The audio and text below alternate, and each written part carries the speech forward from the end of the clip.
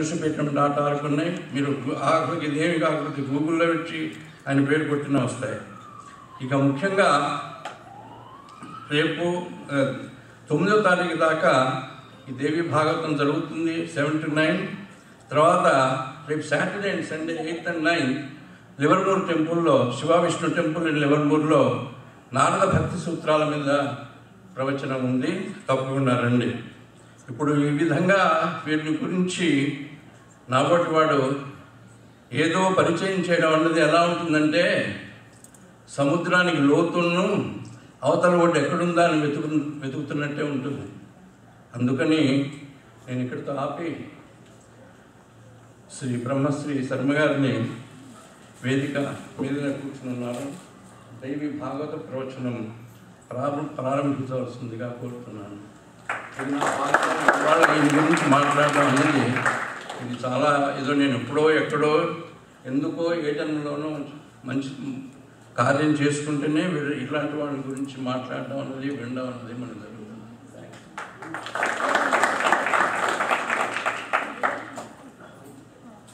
శ్రీ సామవేదం షణ్ముఖ శర్మ గారు ధర్మ అనుష్ఠానానికి, పరిరక్షణకి, పరివ్యాప్తికి ఎంత కృషి చేస్తున్నారో శ్రీ శాస్త్రి గారు అత్యద్భుతంగా వర్ణించారు.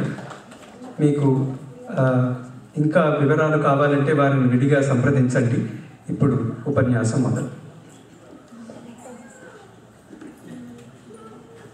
అంతరాయతిమిరోపశాంతయే శాంతపావనమచింత్య వైభవం తం నరం వపుషి కుంజరం ముఖే మన్మహే కిమపి తుందిలం మహః శరణం కరవాణి శర్మదం తే చరణం వాణి చరాచరోపజీవ్యం కరుణామసృణైః కటాక్షపాతైః కురు మామంబ కృతార్థసార్థవాసం శారదా శారదాంభోజవదనా వదనాంబుజే సర్వదా సర్వదాస్మాకం సన్నిధిః సన్నిధిం క్రియాత్ విమలపటీ కమలపుటీ పుస్తక రుద్రాక్షసస్తహస్తపుటీ కామాక్షి పక్ష్మలాక్షి కలిత విపంచి విభాసి వైరించి వాగర్థావివ సంపృక్తౌ వాగర్థ ప్రతిపత్తయే జగతః పితరౌ వందే పార్వతీ పరమేశ్వరౌ గురవే సర్వలోకానాం భిషజే భవరోగిణాం నిధయే సర్వవిద్యానాం దక్షిణామూర్తయే నమః నారాయణ సమారంభాం వ్యాసశంకరమధ్యమాం అస్మదాచార్యపర్యంతాం వందే గురుపరంపరాం.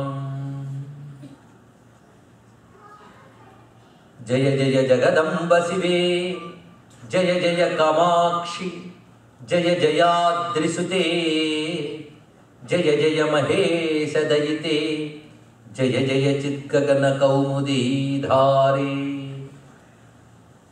శివాయ గురవే నమః శివాయ గురవే నమః శివాయ గురవే నమః శ్రీమాత్రే నమః శ్రీమాత్రే నమః శ్రీమాత్రే నమః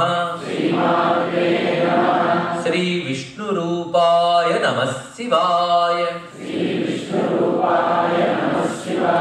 శ్రీ విష్ణు రూపాయ నమః శివాయ శ్రీ విష్ణు రూపాయ నమః శివాయ సర్వ చైతన్య రూపాం తాం ఆద్యాం విద్యాం చ ధీమహి బుద్ధిం యా నః ప్రచోదయాత్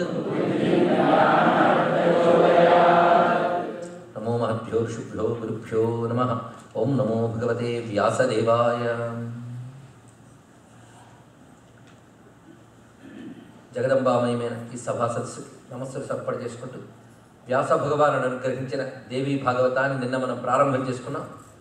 ముందుగా జగదంబా దేవి అనేది అనేకముగా మనం భావన చేస్తున్నది ఏకమైన శక్తి అని.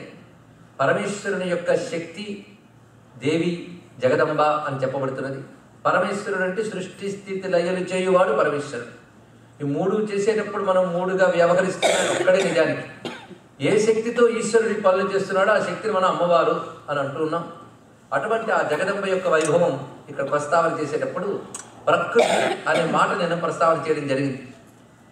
సర్వమునకు మూలమైనటువంటి పరాశక్తి జగన్నిర్వహణ చేసేటప్పుడు ప్రకృతి అని వ్యవహరింపబడుతుంది. ఎప్పుడు ఏ పేరుతో పిలవాలని తెలియాలి. ప్రకృతి అనే మాటకు అర్థం చెప్పుకున్నాం. కృతికి ప్రా అయినది ప్రకృతి. కృతి అంటే ఈ సృష్టి, కృతి అంటే చెయ్యబడినది అని అర్థం.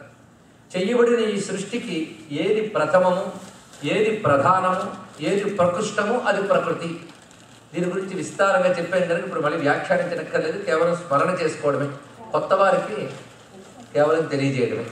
నిన్న వ్యాఖ్యానం చెప్పుకున్నాం. ఈ ప్రకృతి రూపంగా అమ్మవారు బహు విధాలుగా భావిస్తున్నారు. అంటే అమ్మవారు అనేక రూపములు అంటే ప్రకృతి యొక్క స్వరూపములే అని చెప్పుకోవాలి.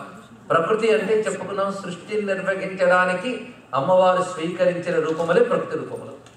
అవి పూర్ణ రూపములు, ప్రధానాంశ రూపములు, కళారూపములు, కళాంశ రూపములు 4 విధములుగా ఉంటాయి. ఇందులో పూర్ణ రూపముల గురించి చెప్పుకుంటూ పూర్ణ రూపములు 5. అది దుర్గా, లక్ష్మి, సరస్వతి, గాయత్రి, రాధాదేవి. ఇవి పూర్ణ రూపములు. వీటికి పూర్ణ రూపములు ఎందుకు పేరు పెట్టారంటే ఆ పరాశక్తి సంపూర్ణముగా వ్యక్తమైన రూపములు 5. ఈ 5 దేనికదే పరిపూర్ణం. 5 కలిపితే పరిపూర్ణం అని లేదు. 5 దేనికదే పరిపూర్ణం. ఇందులో ఏ ఒక్కటి తీసుకున్నా మిగిలిన 4 శక్తులు అందులో ఉంటాయి. అందుకు ఇందులో ఎవరు ఎక్కువ ఎవరు తక్కువ అనడానికి లేదు. 5 పరిపూర్ణములే. ఈ 5 రూపములు అనుగ్రహిస్తున్నది ఒకే అమ్మవారు. అందుకే 5 రూపముల్లో ఒక్కొక్క రూపాన్ని, ఒక్కొక్క నామాన్ని, వాటి తత్వాన్ని పరిశీలిస్తూ నేను దుర్గా గురించి విస్తారంగా చెప్పుకున్నాం. ఈ దుర్గాదేవి విశేషంలో దుర్గా నామానికి అర్థం ఒక్కసారి మనం మననం చేసుకుంటే దుర్లభ, దుర్గమ, దుర్గ అదొకటి. అలాగే దుహు శబ్దం చేత చెప్పబడుతున్న దుఃఖము, దురాచారము, దుష్టత్వము, దుర్మార్గము, దుర్గతి, ఇలా ఏవైతే దుస్సాధ్యము చెప్పబడుతున్నాయో వాటన్నిటిని తొలగించేది దుర్గా. ఏదైతే మన వల్ల కాదు, మనం నిభాయించలేము, మనం దాటలేము అనుకుంటామో వాడు సులభంగా దాటించేస్తుంది. అందుకే వేదంలో దుర్గాదేవికి సంబంధించి ప్రత్యేకమైన సూక్తం చెప్పారు. ఆ చెప్పేటప్పుడు కూడా అమ్మవారు ఏ విధంగా మనల్ని దాటిస్తారో వివరించుతూ నావే వసింధం దురితాద్యగ్ని అన్నారు. నావ అంటే పడవ. ఆ పడవ వలె దాటిస్తున్నది. దేని నుంచి? దురితముల నుంచి దాటిస్తున్నది. ఇక్కడ దురితములు మరొకటి వచ్చిందండి అంటే పాపములని అర్థం. పాపముల నుంచి బయటపెడుతుంది ఆ తల్లి. ఎలాంటి కష్టం నుంచైనా దాటించేస్తుంది. అందుకే దుర్గా అనడానికి మరొక అర్థం ఈరోజు చెప్పుకున్నాను, నేను చెప్పను. కోటకి దుర్గము అని పేరున్నది, మీకు తెలిసి ఉంటుంది. దుర్గము అంటే కోట. ఒక కోటలోకి రాజు ఉన్నాడంటే క్షేమంగా ఉన్నాడని అర్థం. శత్రుబాధ లేకుండా కాపాడేది దుర్గము. అదేవిధంగా ఆశ్రయించిన భక్తులకి ఏ బాధ లేకుండా కాపాడుతుంది అని చెప్పడం కోసం దుర్గానామం. ఒక కోటను చేరుకున్నాక ఎంత హాయిగా రాజు నిబ్బరంగా ఉంటాడో శత్రుబాధ లేకుండా, అమ్మవారిని ఆశ్రయించిన భక్తులు కూడా అంత నిబ్బరంగా ఉంటాడు. అందుకు దుర్గా నామం చెప్పగానే ఆశ్రయ శక్తి అని మరొక అర్థం ఇప్పుడు చెప్పుకుంటున్నా. ఆశ్రయ శక్తి. అందుకే చండీ సప్తశతిలో ఒక మంత్రం ఉన్నది. అందులో చెప్తారు త్వామాశ్రితానాం న విపన్నరానాం త్వామాశ్రితాహ్యాశ్రయతాం ప్రయాంతి అని. అమ్మా, నిన్ను ఆశ్రయించిన వారికి విపత్తు లేదు. నిన్ను ఆశ్రయించిన వాడు మాత్రమే తెలివైనవాడు. ఎలాంటి తెలివైనవాడు అంటే దేనిని ఆశ్రయించాలో దాన్ని ఆశ్రయించాడు అన్నాడు. ఆ మాట చెప్పడంలో ఉన్న అందం చూడండి. ఒక ప్రవాహంలో కొట్టుకుపోతూ ఉన్నాం మనం. ఆ కొట్టుకుపోతూ ఉన్నప్పుడు ఒడ్డుకు చేరాలని తాపత్రయం. ఆ సమయంలో మనలాగే కొట్టుకుపోతున్న వాడు ఒకడు కనబడతాడు. దానంతా కొట్టుకుపోతున్న కర్ర దొంగ కనబడుతుంది, మరొక వైపు పడవ కనబడుతుంది. అప్పుడు మనం మూడింట్లో దేన్ని పట్టుకుంటాం? తెలివైన వాడు ఏం పట్టుకుంటాడు? మనలాగే కొట్టుకుపోతున్న వాడిని పట్టుకుంటే ఏమవుతాం? వాడితో పాటు కొట్టుకుపోతాం. ఈ కర్ర దొంగ పట్టుకుంటే అది ఎటు కొట్టుకుపోతే అటు కొట్టుకుపోతాం. ఒక్క పడవని మనం పట్టుకుంటాం. ఎందుకు? పడవ కొట్టుకుపోయేది కాదు, కొట్టుకుపోయే వాడిని ఒడ్డుకు చేర్చడానికి కోసం ఉన్నది. అందుకు ప్రవాహంలో కొట్టుకుపోయేవాడు పడవ దొరికితే ఎంత ఆనందిస్తాడో, ఆశ్రయిస్తాడో, అదేవిధంగా ఈ సంసార ప్రవాహంలో కొట్టుకుపోయేవాడు అమ్మవారిని ఆశ్రయిస్తే ఆ విధంగా ఒడ్డు చేరతాడు. అందుకు అమ్మవారిని నావే వసింధుం దురితాత్యగ్ని అని తారణ శక్తి అని చెప్పారంటే దాటించే శక్తి. అందుకు అమ్మవారికి భవతారణి అని పేరు. మామూలు కష్టాల నుంచి దాటించడం కాదు, ఆ సంసార సముద్రం నుంచి ఒడ్డుని పెట్టి పడేస్తుంది ఆ తల్లి. అటువంటి తారణ శక్తి. అందుకు ఎలాంటి ఆపద కలిగినప్పుడైనా అమ్మవారి నామం స్మరిస్తే చాలు దాని నుంచి దాటించుతుంది. అది దుర్గా శబ్దానికి మరొక అర్థం. ఇప్పుడు ఆశ్రయ శక్తి, దాటించే శక్తి అని రెండు అర్థములు చెప్తున్నాం. అందుకు దుర్గానామం మహామంత్రమైంది. పైగా ఒకానొక సమయంలో అనిరుద్ధుడు తెలుసు కదా, కృష్ణ పరమాత్మ యొక్క మనుమడు. కృష్ణ పరమాత్మ యొక్క కొడుకు ప్రద్యుమ్నుడు కొడుకు అనిరుద్ధుడు. ఈ అనిరుద్ధుడు బాణాసురుడు బంధిస్తాడు. బాణాసురుడు నిజానికి చాలా మంచివాడు, గొప్పవాడు, గొప్ప శివభక్తుడు. అయితే బాణాసురుని కుమార్తె ఉషాదేవి, ఆవిడ గొప్ప శక్తి స్వరూపంలేంటి.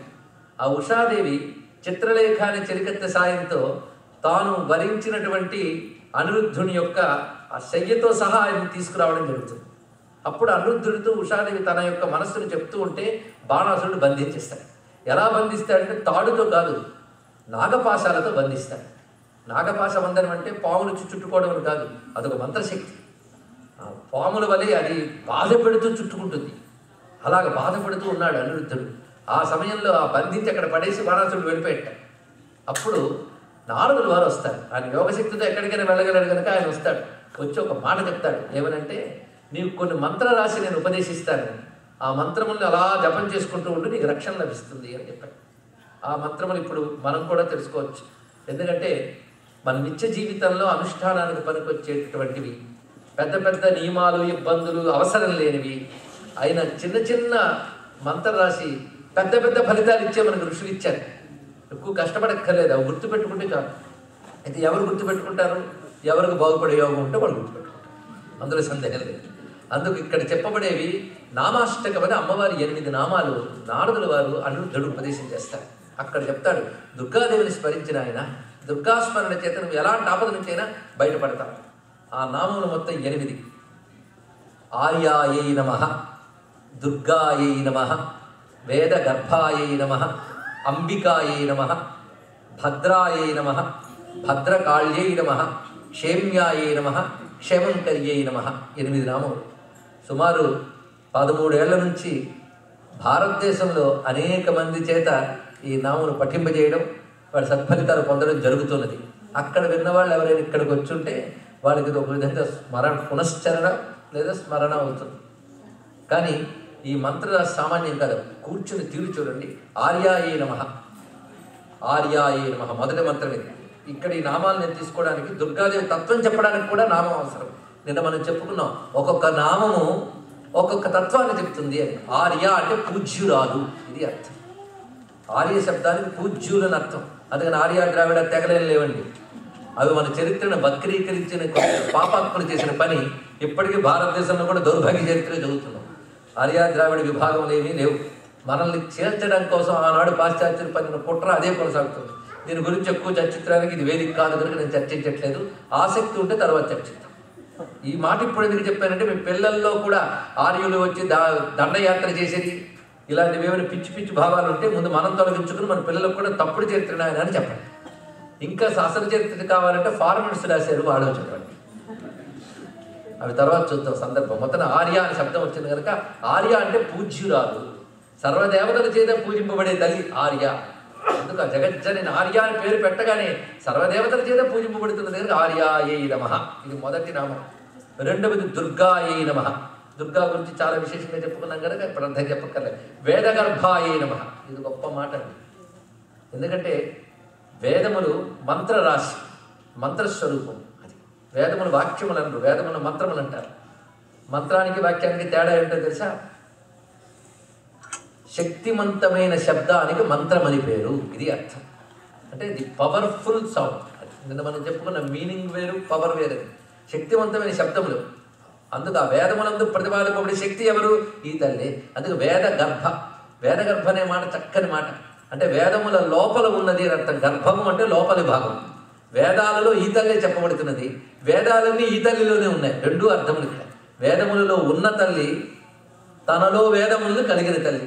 అందుకే శ్రీనాథ మహాకవి గొప్ప మాట చెప్తాడు. కడుపు చల్లంగా వేదాళి కన్న తల్లి అన్నాడు. కడుపు చల్లంగా వేదాళి కన్న తల్లి. సమస్త వేదములు ఆ తల్లి నుంచి వచ్చాయి. అందుకే మూక కవి అమ్మవారిని స్తుతిస్తూ వేదమయీం నాదమయీం బిందుమయీం పరపరుద్య బిందుమయీం మంత్రమయీం తంత్రమయీం ప్రకృతిమయీం నౌమి విశ్వవికృతిమయీం అని కీర్తిస్తారు. అమ్మవారు సమస్త వేద స్వరూపుడి. అందుకే ఆ తల్లిని నమస్కరిస్తే సర్వ వేదరాశి యొక్క శక్తి మనం పొందినట్లే. అందుకు వేద గర్భ అని. ఇంకా వేద గర్భతత్వం మనకి చివరి 2 రోజుల్లో ఇంకా అద్భుతంగా తెలుస్తుంది. ప్రస్తుతానికి తెలుసుకుంటే చాలు. తర్వాత అంబిక. అమ్మవారికి ఎన్ని పేర్లున్నా ఈ పేరు చాలా గొప్పదండి. అమ్మ ఎంతకంటే గొప్ప పేరు ఉంటుంది అంబిక. ఇది అమ్మవారి నామాలు విశేషమైన నామం. అందుకు వశిన్యాది వాగ్దేవతలను కూడా అమ్మవారిని స్తుతించమని అమ్మవారి ఆజ్ఞాపించితే వశిన్యాది వాగ్దేవతలు మొట్టమొదటి శ్రీమాత అన్నారు. లలితా సహస్రనామాల్లో మొట్టమొదటి పేరేమిటి? శ్రీమాత. చివరి పేరేమిటి? లలిత అంబిక. అంటే మొట్టమొదట అమ్మ, చివరిగా అమ్మ, మళ్ళీ మధ్యలో కూడా అమ్మ. అది మాతా మలయాచలవాసిని అంబిక అనాది నిధన. అంటే లలితా సహస్రంలో ఆది మధ్యం అంతం కూడా పేరేమిటి? అమ్మ అమ్మ అమ్మ. అంతకంటే గొప్ప పేరు ఉంటుందండి. అది అంబిక. అది అంబికాయై నమః, ఆర్యాయై నమః, దుర్గాయై నమః, వేదగర్భాయై నమః, అంబికాయై నమః, భద్రాయై నమః. తర్వాత మాట భద్రము అంటే క్షేమం. మనం సేఫ్టీ అండ్ సెక్యూరిటీ అంటామే, అది ఆ తల్లి కలిగించగలదు. ఇక్కడ భద్రం అనేక మంది అనుభవాల్లో ఉంటుందండి. ప్రతి నామ మహిమ యొక్క అనుభవం ప్రతి వారికి ఉంటుంది. చేసి చూడండి, పైగా కష్టపడక్కర్లేదు. అయితే ఎవరెవరు అనుభవాలు చెప్పే కంటే నా అనుభవం నేను చెప్పుకుంటే అమ్మవారి పట్ల నా కృతజ్ఞత నేను ప్రకటించినట్లు ఉంటుంది. కనుక ఒక్క ఉదాహరణ, ఎక్కువ ఉంటాయి కానీ ఒక్కడ చెప్పుకుందాం. ఒకానొక సమయంలో సిక్కిం వెళ్ళాల్సి వచ్చింది. అక్కడ పర్యటన చేస్తూ ఉన్నప్పుడు సరిగ్గా కారులో వెళ్తూ ఉన్నాం. అక్కడ తెలుగు వారు ఒకరు గవర్నర్గా ఉండేవారు, రామారావు గారు. వారు ప్రవచనాలు విని అభిమానంతో పిలిస్తే వెళ్ళవలసి వచ్చింది. ఆ వెళ్ళేటప్పుడు ఆ హిమాలయ పర్వతంలో సన్నని ఘాట్ రోడ్లో వెళుతూ ఉంటే సంధ్యా సమయం అయింది. అక్కడ ఏంటంటే కొండల నుంచి నీళ్లు పడుతూ ఉంటాయి. వాళ్ళు చాలా మంచి నిపుణత కలిగిన డ్రైవర్లు కనుక చక్కగా తీసుకెళ్ళిపోతూ ఉంటారు. కానీ చిత్రం ఏంటంటే ఆ చీకటి పడుతున్న సమయంలో మా బండి ఆగిపోయింది. మా ముందు అనేక కార్లు ఉన్నాయి. క్షణంలో చూసినప్పుడు వెనకాల చాలా కార్లు ఉన్నాయి. అప్పుడు ఒక్కొక్కరు కారులో దిగా అనుకుంటున్న మాట ఏమిటంటే ఇంకా ఈ రాత్రి ప్రయాణం చేయలేము. అది మంచి భయంకరమైన అడవి. ఎందుకంటే ఆ పడుతున్న జలపాతాలు, అక్కడ పడుతున్న జలపాతం చాలా పెద్ద ఎత్తున పడుతుంది. అప్పుడు సాధారణంగా వర్షాల వల్ల వస్తూ పోతూ ఉంటాయి, అలాంటిది చాలా పెద్దగా పడుతుంది. కనుక అటు ఆగిపోయి ఉన్నాయి, ఇటు ఆగిపోయి ఉన్నాయి. కనుక ఈ రాత్రి ఇంకా వెళ్ళలేమని అందరూ డ్రైవర్లు కూడా, నిపుణత కలిగి అనుభవం కలిగిన వాళ్ళు కూడా అనుకున్నారు ఇంక ఈ రాత్రి ఎలా ఉండడం. ఇది ఆ సమయంలో అందరితో పాటు నేను విసుక్కుంటూనే ఎలా చేయడం ఏమిటి అనుకున్నాను. అయితే ఇలా కూర్చొని అబ్బా అబ్బా అనే కంటే అమ్మవారి నామం మీద అనుకోండి బాగుంటుందని అప్పుడు నాకు స్ఫురించింది సుతర సితర సే నమః. అది మాట. మన దుర్గాం దేవీం శరణమహం ప్రపంచే సుతర సితర సే నమః. సుతర సితర సే నమః అంటే బాగా దాటించగలిగే శక్తులు అమ్మవారే. ఇందాక తారకత్వం నౌక వలె దాటిస్తుందన్న. ఇది ఎందుకు? స్ఫురణ. అదే అమ్మవారి అనుగ్రహం. స్ఫురణే దైవం, ఇంకోటి కాదు కదా. అలా కూర్చొని చేసిన పని ఏమిటంటే దుర్గా నామమేనండి. దాని ముందు శ్రీ పెట్టుకుని ఇంకే బీజాక్షరాలు ఏం లేవు. శ్రీ దుర్గాయ నమః. కాలుకున్న చెప్పులు తీసేసి కారు సీట్లో కూర్చొని జపం చేయడం మొదలుపెట్టుకున్నాను. సరిగ్గా 10 నిమిషాలు జపం అయింది. ఆశ్చర్యం, అక్కడ డ్రైవర్లు కూడా ఆశ్చర్యపోయారు. మొత్తం జలపాతం అంతా కిందికి దిగి ప్రయాణం సాగింది హాయిగా. అటు ఇటు అందరికీ ఇలాంటి అనుభవాలు మన అందరికీ వస్తాయి. కష్టం వచ్చినప్పుడు భగవంతుడిని తలంచుకుంటాం కానీ తీరిపోతుంది. తీరిపోయి దానివల్లే జరిగిందంటారా, ఏమో కాకతాళీయమేమో అంటాం. అలాంటి ఆలోచనలు వద్దు. మనం దానివల్ల బాగుపడాలని నమ్మినప్పుడు బాగుపడ్డాక దానివల్లే బాగుపడ్డామని నమ్మాలి, లేకపోతే కృతజ్ఞతా దోషం అనిపిస్తుంది. ఇది నేను చెప్పదలుచుకున్నది ఏంటంటే భద్రాయై నమః. భద్రం, అమ్మ నామాన్ని స్మరించిన వాడికి ఎక్కడ ప్రమాదం లేదు. ఇదే సమయంలో మరికొన్ని చిట్ట చివరికి 5 రోజులు అయ్యేటప్పటికల్లా ఎన్ని మంత్రాలు మీకు ఇచ్చానో మీరు చెప్పగలిగితే చాలా సంతోషం. గుర్తుపెట్టుకోండి. ఇదే సమయంలో ఇక్కడ నేను 8 నామాలు భద్ర దగ్గర ఆగి మరికొన్ని నామాలు చెప్తున్నాను, అమ్మవారి నామాలు. అవి కూడా అనేక అద్భుతాలు కలిగినవి. ఎందుకంటే కాళిదాస మహాకవి అమ్మవారి ఏ నామం అంటే ఏమి అనుగ్రహం వస్తుందో శ్లోకంలో చెప్పాడు. లక్ష్మీం రాజకులే జయాం రణముఖే క్షేమంకరీ మధ్వని క్రవ్యాది ద్విపశపభాది శబరి కాంతార దుర్గే గిరౌ భూత ప్రేత పిశాచ జృంభక భయే స్మృత్వా మహాభైరవీం వ్యామోహే త్రిపురాం తరంతి విపదాస్తారాంచ తోయప్లవే. ఈ శ్లోకంలో మనకి ఎన్ని పనికొచ్చాయో చెప్పాడు చూడండి. లక్ష్మీం రాజకులే అంటే ఏదైనా అధికారంతోనూ ప్రభుత్వంతోనూ ఐశ్వర్యంతోనూ పని పడితే లక్ష్మీనామం గారిని స్మరిస్తే ఆ పని సానుకూలమవుతుంది. జయాం రణముఖే, యుద్ధాలకు వెళ్ళేటప్పుడు ఒక మంత్రం చెప్తున్నాడు. ఆ మంత్రం జయ విజయ సమేత అపరాజితాయ నమః. ఇది మంత్రం. జయ విజయ సమేత అపరాజితాయ, అమ్మవారు అపరాజిత. అది స్మరిస్తే యుద్ధంలో జయింట. ఇప్పుడు ఏం యుద్ధాలు లేవు కనుక నేను జయించక్కర్లేదండి, స్మరించక్కర్లేదు అనద్దు. బతుకే పెద్ద యుద్ధం. ఏది చేయాలన్నా పెద్ద యుద్ధమే, ఘర్షణే. అందుకు దీనికి ఈ మంత్రం ఎప్పుడు కార్యసిద్ధికర మంత్రం అనండి. ప్రతికూలతను తొలగడమే విజయం, మరేమిటో కాదు. ప్రతికూలతను తొలగించుకోవడం కోసం చేసే ఎఫర్ట్స్ అని యుద్ధాలే. అందుకు బ్రతుకంతా పెద్ద యుద్ధమే. అందుకు జయాం రణముఖే. క్షేమంకరి మధ్వని, ఇది చాలా ముఖ్యమండి. క్షేమంకరి, క్షేమంకరి అంటే క్షేమము కలిగించే దేవి, అమ్మవారి నామం ఇది. క్షేమంకరి దుర్గా. ఈ క్షేమంకరి నామంగానే పఠిస్తే ఎలాంటి మార్గాల్లో, క్షేమంకరి అధ్వని, అధ్వని అంటే మార్గములందు అని అర్థం. మార్గాల్లో వెళ్ళేటప్పుడు రక్షించేది క్షేమంకరి. అందుకు మన వాహనంలోనే క్షేమంకరి అనే నామం రాసుకోవడమైనా చేయాలి, లేదా మనం ప్రయాణం ప్రారంభించేటప్పుడు క్షేమంకరి అనుకునైనా ప్రయాణం చేయాలి. అందుకు క్షేమంకరి అనేది ప్రయాణముల యందు ప్రమాదములు లేకుండా రక్షించే దుర్గా మంత్రం. క్షేమంకరి మధ్వని. అలాగే క్రవ్యాది ద్యుపసర్పభాజి శబరి, అరణ్యాల్లో సంచరించేటప్పుడు అలాంటప్పుడు చేయవలసింది ఏంటంటే శబరి దుర్గా అంటారు. దీన్ని వనదుర్గా అని ఒక మహామంత్రం ఉంది. ఆ మంత్రం అంతా తెలియకపోయినా వనదుర్గాయే నమః. ఆవిడ పేరు శబరి దుర్గా అని. ఇది ఆదికిరాతమూర్తిగా శివుడు ఉన్నప్పుడు పక్కన ఉండే మూర్తి కూడా శబరి. ఈ శబరి రూపంతో మనం రక్షిస్తుంది. తర్వాత భూత ప్రేత పిశాచ జృంభక భయే స్మృత్వా మహాభైరవి. భూత ప్రేత పిశాచాలు వీటి బాధలు ఏవైనా ఉంటే అప్పుడు భైరవి దేవిని తలంచుకోవాలి. త్రిపుర భైరవి అని దశమహావిద్యలకు తల్లి ఉంది. భైరవి నామస్మరణ చేస్తే చాలు మనల్ని బాధించేటువంటి దుష్టశక్తుల నుంచి బయటపడచ్చు. ఒక ఆయన నేనేమో నమ్మనండి వాటిని, నమ్మకపోయినా వాటికేం పర్వాలేదు. మనం నమ్మకపోతే వాడికి ఇంకా హాయి కూడా. నమ్మితే కదా పరిష్కారాలు చేసి వాడిని బాధ పెడతాం. నమ్మకపోతే వాడికి పూర్తి సెటిల్మెంట్ అక్కడ. అదే నమ్మితే మనం నమ్మినా నమ్మకపోయిన ఇవన్నీ ఉంటాయి. మన నమ్మకాలతో పని లేదు. మనకి ఎందువల్ల బాధపడుతున్నామో అంతు పట్టిన బాధలు కొన్ని వస్తూ ఉంటాయి. అలాంటి సూక్ష్మ దుష్టశక్తులను తొలగించే శక్తి భైరవికి. దాని తర్వాత వ్యామోహి త్రిపుర. అన్నిటికంటే పెద్ద విషయం ఏంటంటే మోహం నుంచి బయటపడాలండి. అది అన్నిటికంటే పెద్దది. మోహం క్షయమైతే అదే మోక్షం అన్నాడు ఒక మహానుభావుడు. మోహంలో మొదలక్షరం తీసుకోండి, క్షయంలో మొదలక్షరం తీసుకోండి, అప్పుడేమైంది? మోక్షం. అందుకే అంత భగవద్గీత విన్నాక అర్జునుడు ఏమన్నాడో తెలుసా? సక్సెస్ గ్యారంటీ అన్న మాట అనలేదు. ఆయన అన్నది నష్టో మోహ స్మృతిర్లబ్ధ్వా తత్ప్రసాదాత్ మయాచ్యుత. జ్ఞానం వల్ల కలగవలసింది మోహం తొలగిపోవాలి. మోహం అంటే ఏమిటో కాదు, సత్యాన్ని అసత్యంగా భావించడం, అసత్యాన్ని సత్యంగా భావించడమే. అది చెప్పాలంటే పెద్ద వేదాంత శాస్త్రం అవుతుంది కానీ జోలికి వెళ్ళను.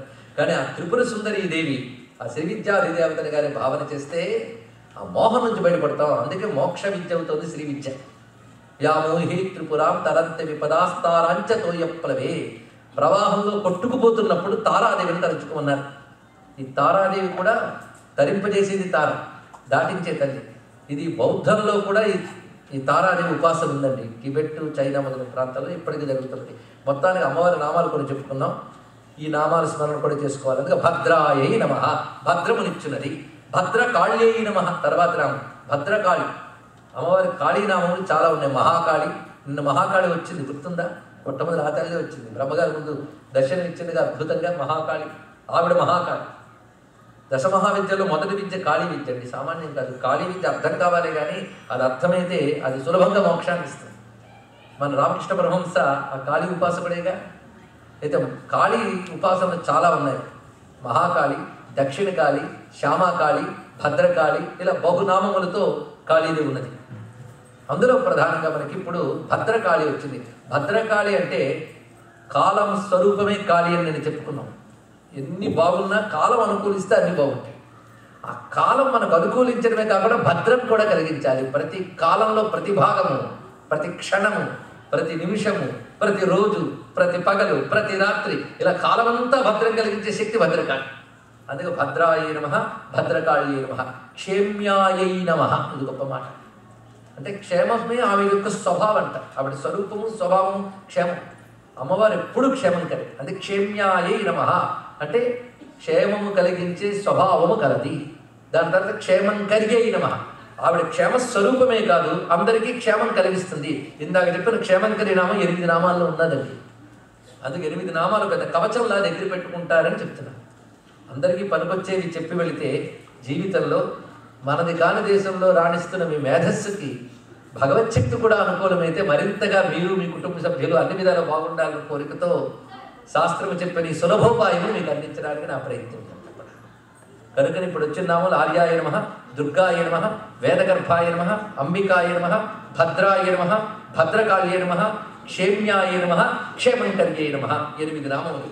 8 నామాలు చేస్తున్నట్టు అనిరుద్ధుడు వెళ్ళిపోయాడు. 4 చిత్రంగా నాగపాశాలు వదిలేశాడు. దానికి బాధ లేదు, ఇక నాగపాశాలు బాధ లేదు, హాయిగా ఉన్నాడు. అప్పుడు అమ్మవారి దర్శనం ఇచ్చారు అనిరుద్ధుడికి.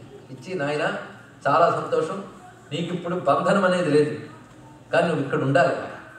తర్వాత వస్తాడు కృష్ణ పరమాత్మ, వచ్చి యుద్ధం జరుగుతుంది, నీకు ఉషాదేవికి వివాహం జరుగుతుంది అని అభయం ఇచ్చాడు. ఇదే విధంగా కృష్ణ పరమాత్మ జాంబవంతుడితో యుద్ధం చేస్తూ ఆ గుహలో పడిపోతాడు. ఆ గుహ నుంచి ఎప్పటికి రాడు. ఈ బయట ఉన్న వాళ్ళకి కృష్ణ పరమాత్మకి ఏమయ్యిందో అని భయం కలుగుతుంది. ఆ సమయంలో మొత్తం అక్కడ ఉన్నటువంటి వారందరూ కూడా దుర్గాదేవిని ఆరాధన చేసినట్లు భాగవతం చెప్తారు మనకి. ఆ దుర్గాదేవిని ఆరాధన చేస్తారు. ఆ దుర్గాదేవిని ఆరాధన చేస్తే ఆ దుర్గాదేవి కృష్ణుడికి ఏం భయం లేదు వీళ్ళకి చెప్తుంది. అంటే ఏ విపత్తు కానీ భయం కానీ కలిగితే దుర్గని స్మరించడం అనేది జరుగుతుంది. అంతేకాదు ఈ దుర్గదేవి పద్మనాభ సహోదరి అని చెప్పబడుతూ విష్ణు సోదరిగా చెప్పబడుతున్నటువంటి తల్లి. ఆ కారణం చేతనే ఈవిడ నందుని ఇంట పుట్టి తిరిగి వసుదేవుని ఇంటికి వచ్చి కంసుడిని భయపెట్టి వెళితే, మన కృష్ణాష్టమి అంటే కృష్ణుడు పుట్టిన అష్టం అనుకుంటాం, కానీ ఆ అష్టమి నాడు అమ్మవారు కూడా పుట్టారు. అదొక ప్రత్యేకత. అంతేకాదు అమ్మవారి పేరు కృష్ణ, ఒక పేరున్నది. ఆ తల్లి ఆ విధంగా అక్కడ కంసుడికి తన అసలు స్వరూపాన్ని చూపించి అంతర్ధానం అవడం అందరికీ తెలిసిన కథే. మనం కూడా గతంలో భాగవతంలో చెప్పుకున్నాం. కానీ దేవి భాగవతంలో కృష్ణుడు ఒక మాట అంటాడు, నేను ఆ తల్లి వల్లే బ్రతికేనన్నాడండి. గొప్ప ఆశ్చర్యకరంగా ఉంటుంది ఈ విషయం. ఎందుకంటే ఈయన అటు వెళ్ళి ఆవిడికి వచ్చి ఈ వ్యూహం చేయగలిగాడు కదా, అందుకు ఆ తల్లి వల్లే బ్రతికాను అంటే మా సోదరి వల్ల నేను బ్రతికాను అన్నట్ట. అంటే ఆ కృష్ణుడికి కూడా రక్షించిందంటే కృష్ణుడు తగ్గిపోయాడని అనుకోవద్దు. కృష్ణుడు తన అక్క మీద ఉన్న ప్రేమను అంత చక్కగా వ్యక్తం చేశాడు అనుకుంటే బాధ. మొత్తానికి ఆ తల్లి విష్ణువుకి ఏం భిన్నం కాదండి. ఆవిడ సోదరి అంటే అర్థం ఏంటి? ఆయన యొక్క మాయాశక్తి ఆవిడ. అందుకు వైష్ణవి విష్ణు సోదరి అని చెప్పబడుతున్నటువంటి తల్లి. అందుకు ఆ తల్లి గురించి చెప్పేటప్పుడు కొన్ని నామాలు చెప్తాడు కృష్ణుడు, చెప్తాడు ఈ నామములు. అవి దుర్గా, కాళీ, కుముద, మాధవి, వైష్ణవి. ఈ నామములు ఎవరైతే స్మరిస్తారో వారిని ఆ తల్లి ఎలవెళ్ళ కాపాడుతుందని కృష్ణుడే స్వయంగా చెప్తాడు. ఇలా వివిధ సమయాల్లో ఆ తల్లి లోకరక్షణ చేయడం కోసం అవతరిస్తూ ఉన్నది. ఈ దుర్గాదేవియే అనేక రూపాలతో ఉంటుందట. ఎలాగంటే కోపేచ కాళికా రూప, దుర్గా రూపాచ సంగరే, భోగే భవానీ రూపాస అన్నారు ఇక్కడ. ఇది బ్రహ్మాండ పురాణం చెప్తున్నటువంటి విషయం. ఆ తల్లి కోపంలో కాళిగా కనబడుతుంది. అంటే ప్రచండ శక్తిగా కనబడినప్పుడు కాళి అంట. ధర్మరక్షణ కోసం ప్రతాపం చూపిస్తే దుర్గా. ఆవిడ సౌమ్యంగా అందరిని అనుగ్రహించేటప్పుడు గౌరీ భవాని అని చెప్పబడుతుంది. భవాని ఆవిడ పురుష రూపం ఒకవేళ ధరిస్తే అది విష్ణువుట. గౌరీదేవి యొక్క పురుష రూపం విష్ణువు అని ఇలా చెప్తున్నారు. అందుకే పుంరూపాచ మదాత్మిక అని విష్ణువు చెప్తారు ఇక్కడ.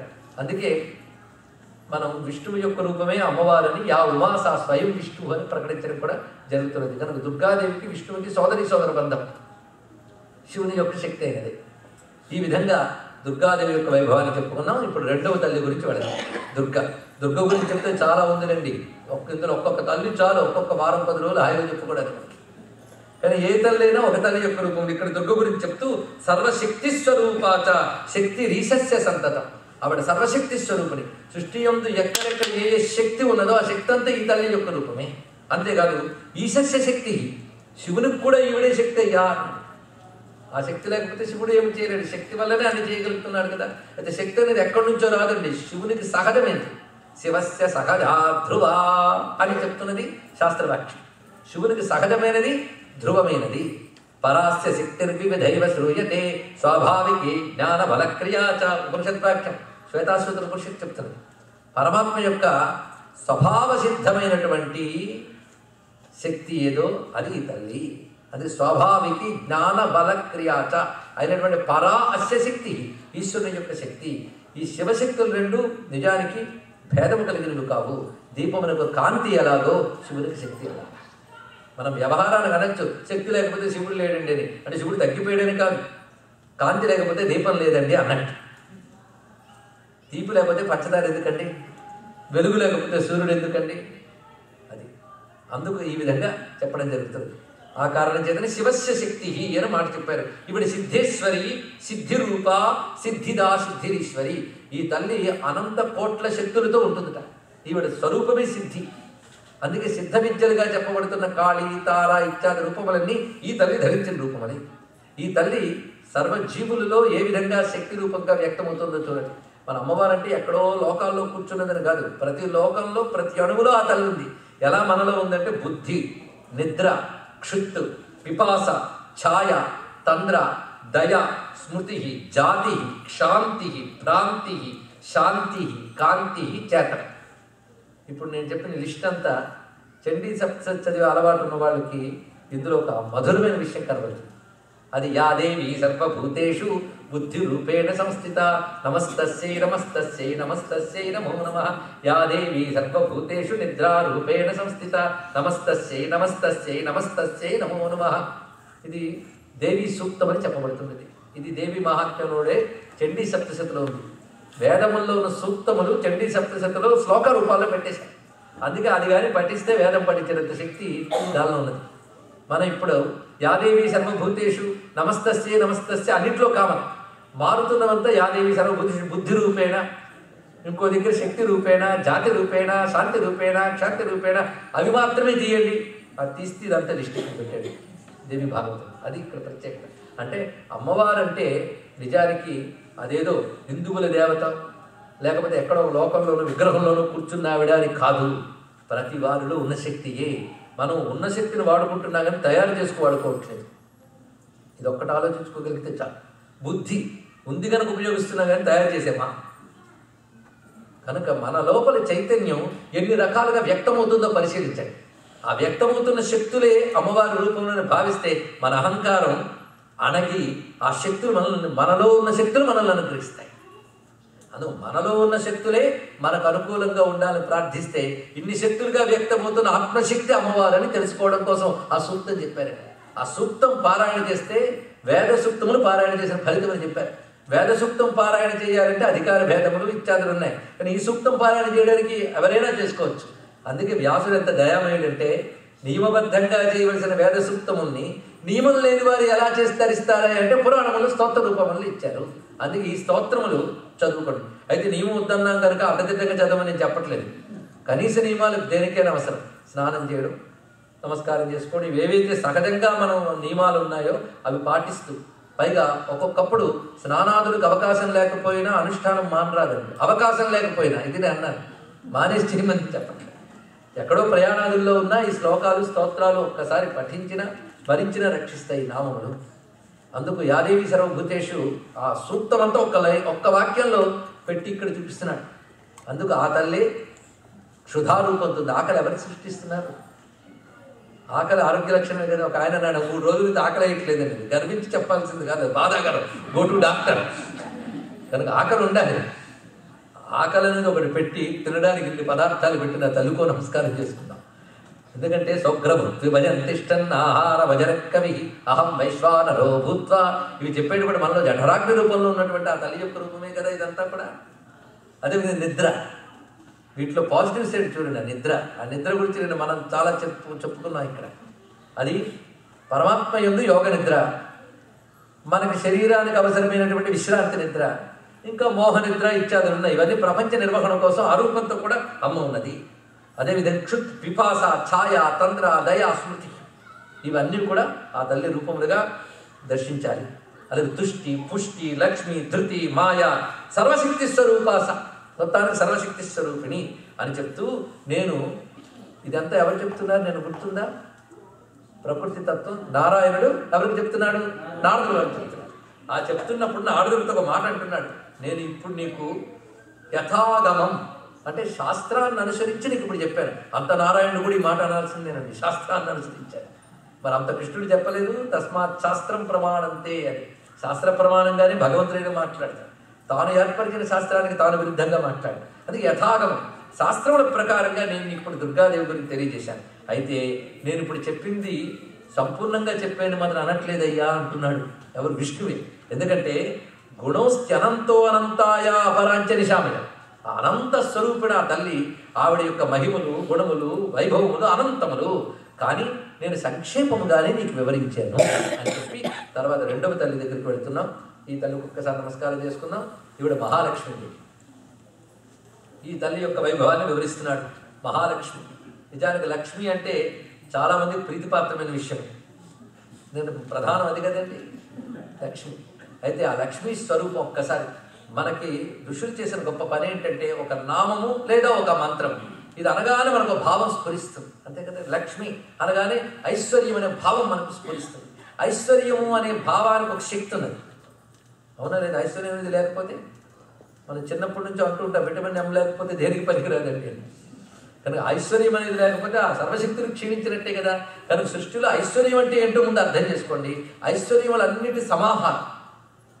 అందుకు మన దేవతల రూపములు కేవలం ప్రతీకవాదములే కాదు, సాకారవాదములు. ఇది ఒకటి ఆలోచించండి. సాకారం ఈ విషయం ఏదో నేను మన పురాణంలో చెప్పాను కాదు. ఒక జర్మనీలో ఒక నృత్య కళాకారి చెప్పిన విషయం. జర్మనీకి సంబంధించిన నృత్య కళాకారిని భారతీయ నృత్య శాస్త్రం గురించి పరిశోధన చేస్తూ ఆవిడ ఒక గొప్ప ఫోకస్ ఇచ్చారండి. ఆశ్చర్యకరమైన అంశం. అది తెలిస్తే మనం భావించుకోవడానికి దేవతలకు రూపాలు అనుకుంటున్నాం, ఇలాంటి పిచ్చి పిచ్చి అభిప్రాయాలు పోతాయి. ఆవిడ గొప్ప మాట అన్నారు. ఏమనంటే మనకి భంగిమలు చూపిస్తూ నాట్యంలో ఒక్కొక్క భావాన్ని ఒక్కొక్క భంగిమలు మేము చూపిస్తాం.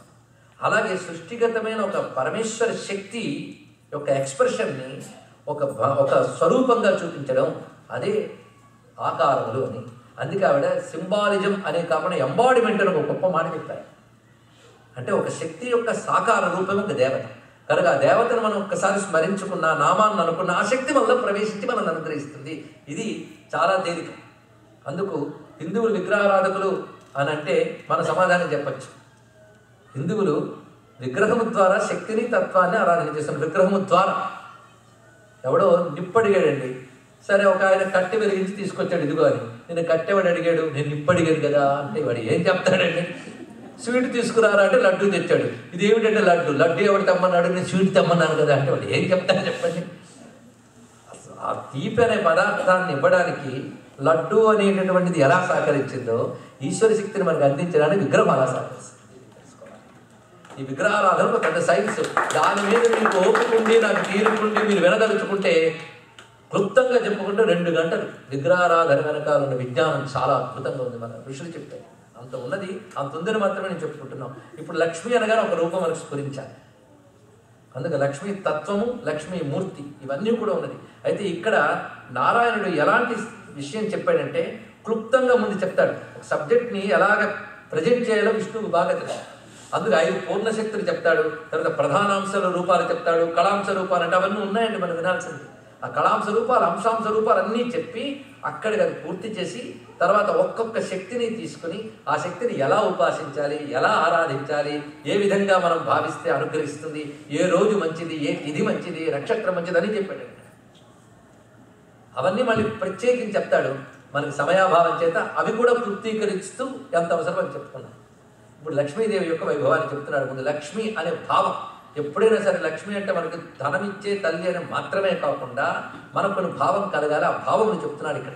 అందుకే దేవతా తత్వములు తెలిసి దేవతని ఆరాధిస్తే ఫలితం అధికంగా ఉంటుంది, శీఘ్రతరంగా ఉంటుంది. అది ఉపనిషత్తు ఒక మాట చెప్తుంది. ఏంటంటే తెలిసి చేస్తే వీర్యవత్తరం భవతి అన్నది ఉపనిషత్తు. వీర్యవత్తరం, తరం అంటే కంపారిటివ్ డిగ్రీ కదా. తరం, వీర్యవత్తరం, శక్తివంతమవుతుంది తెలిసి చేస్తే. అందుకే తెలిసి చేయాలి. అందుకే త్యాగరాజ స్వామి వారు కూడా తెలిసి రామచింతనతో నామము అని చెప్పారు ఇక్కడ. జ్ఞాత్వా కుర్వీత కర్మాణి అని శాస్త్రవాక్యం. అందుకే తెలుసుకోవాలి ఒక్కొక్క దేవత యొక్క స్వరూపము, స్వభావం, తత్వం. అందుకు ఇప్పుడు లక్ష్మీదేవి గురించి చెప్తున్నారు. ఇవిడ శుద్ధ సత్వ స్వరూపాయ పద్మాసా పరమాత్మన సర్వసంపత్స్వరూపాసా తదధిష్టాతృ దేవత. ముందుగా లక్ష్మీదేవి అంటే శుద్ధ సత్వస్వరూపము. శుద్ధ సత్వం అంటే ఏమిటి? సృష్టిలో సత్వగుణం, రజోగుణం, తమోగుణం 3 ఉన్నాయి. రజోగుణ తమో గుణాలు కూడా లోక వ్యవహారానికి అవసరమే. కానీ సత్వగుణమే జ్ఞానానికి ఆనందానికి హేతు అవుతుంది. అందుకు ఆ జ్ఞానము ఆనందం కావాలంటే మనం అభివృద్ధి చేసుకోవాల్సింది ఏది? సత్వగుణం. ఎవరిలో ఏ ప్రపోర్షన్తో ఏ గుణం ఉందో ఎవరికీ తెలియదు.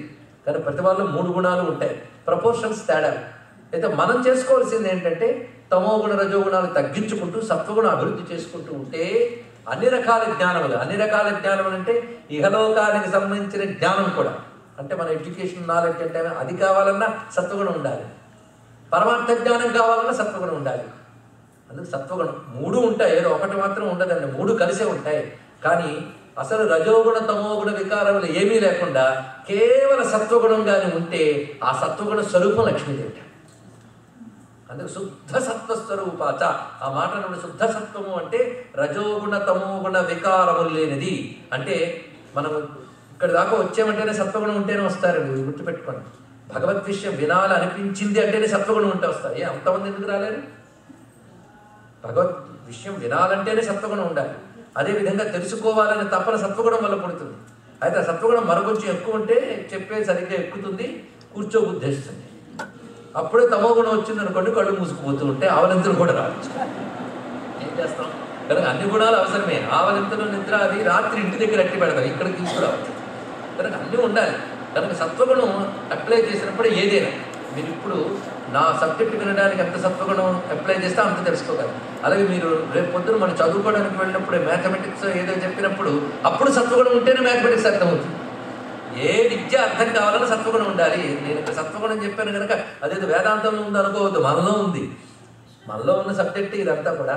కానీ సత్వగుణం ఎంత అభివృద్ధి చెందితే అంత మంచిదండి. రజోగుణ తమో గుణాలు నిర్మూలించలేము, నియంత్రించగలం. ఇది గుర్తుపెట్టుకోవాలి.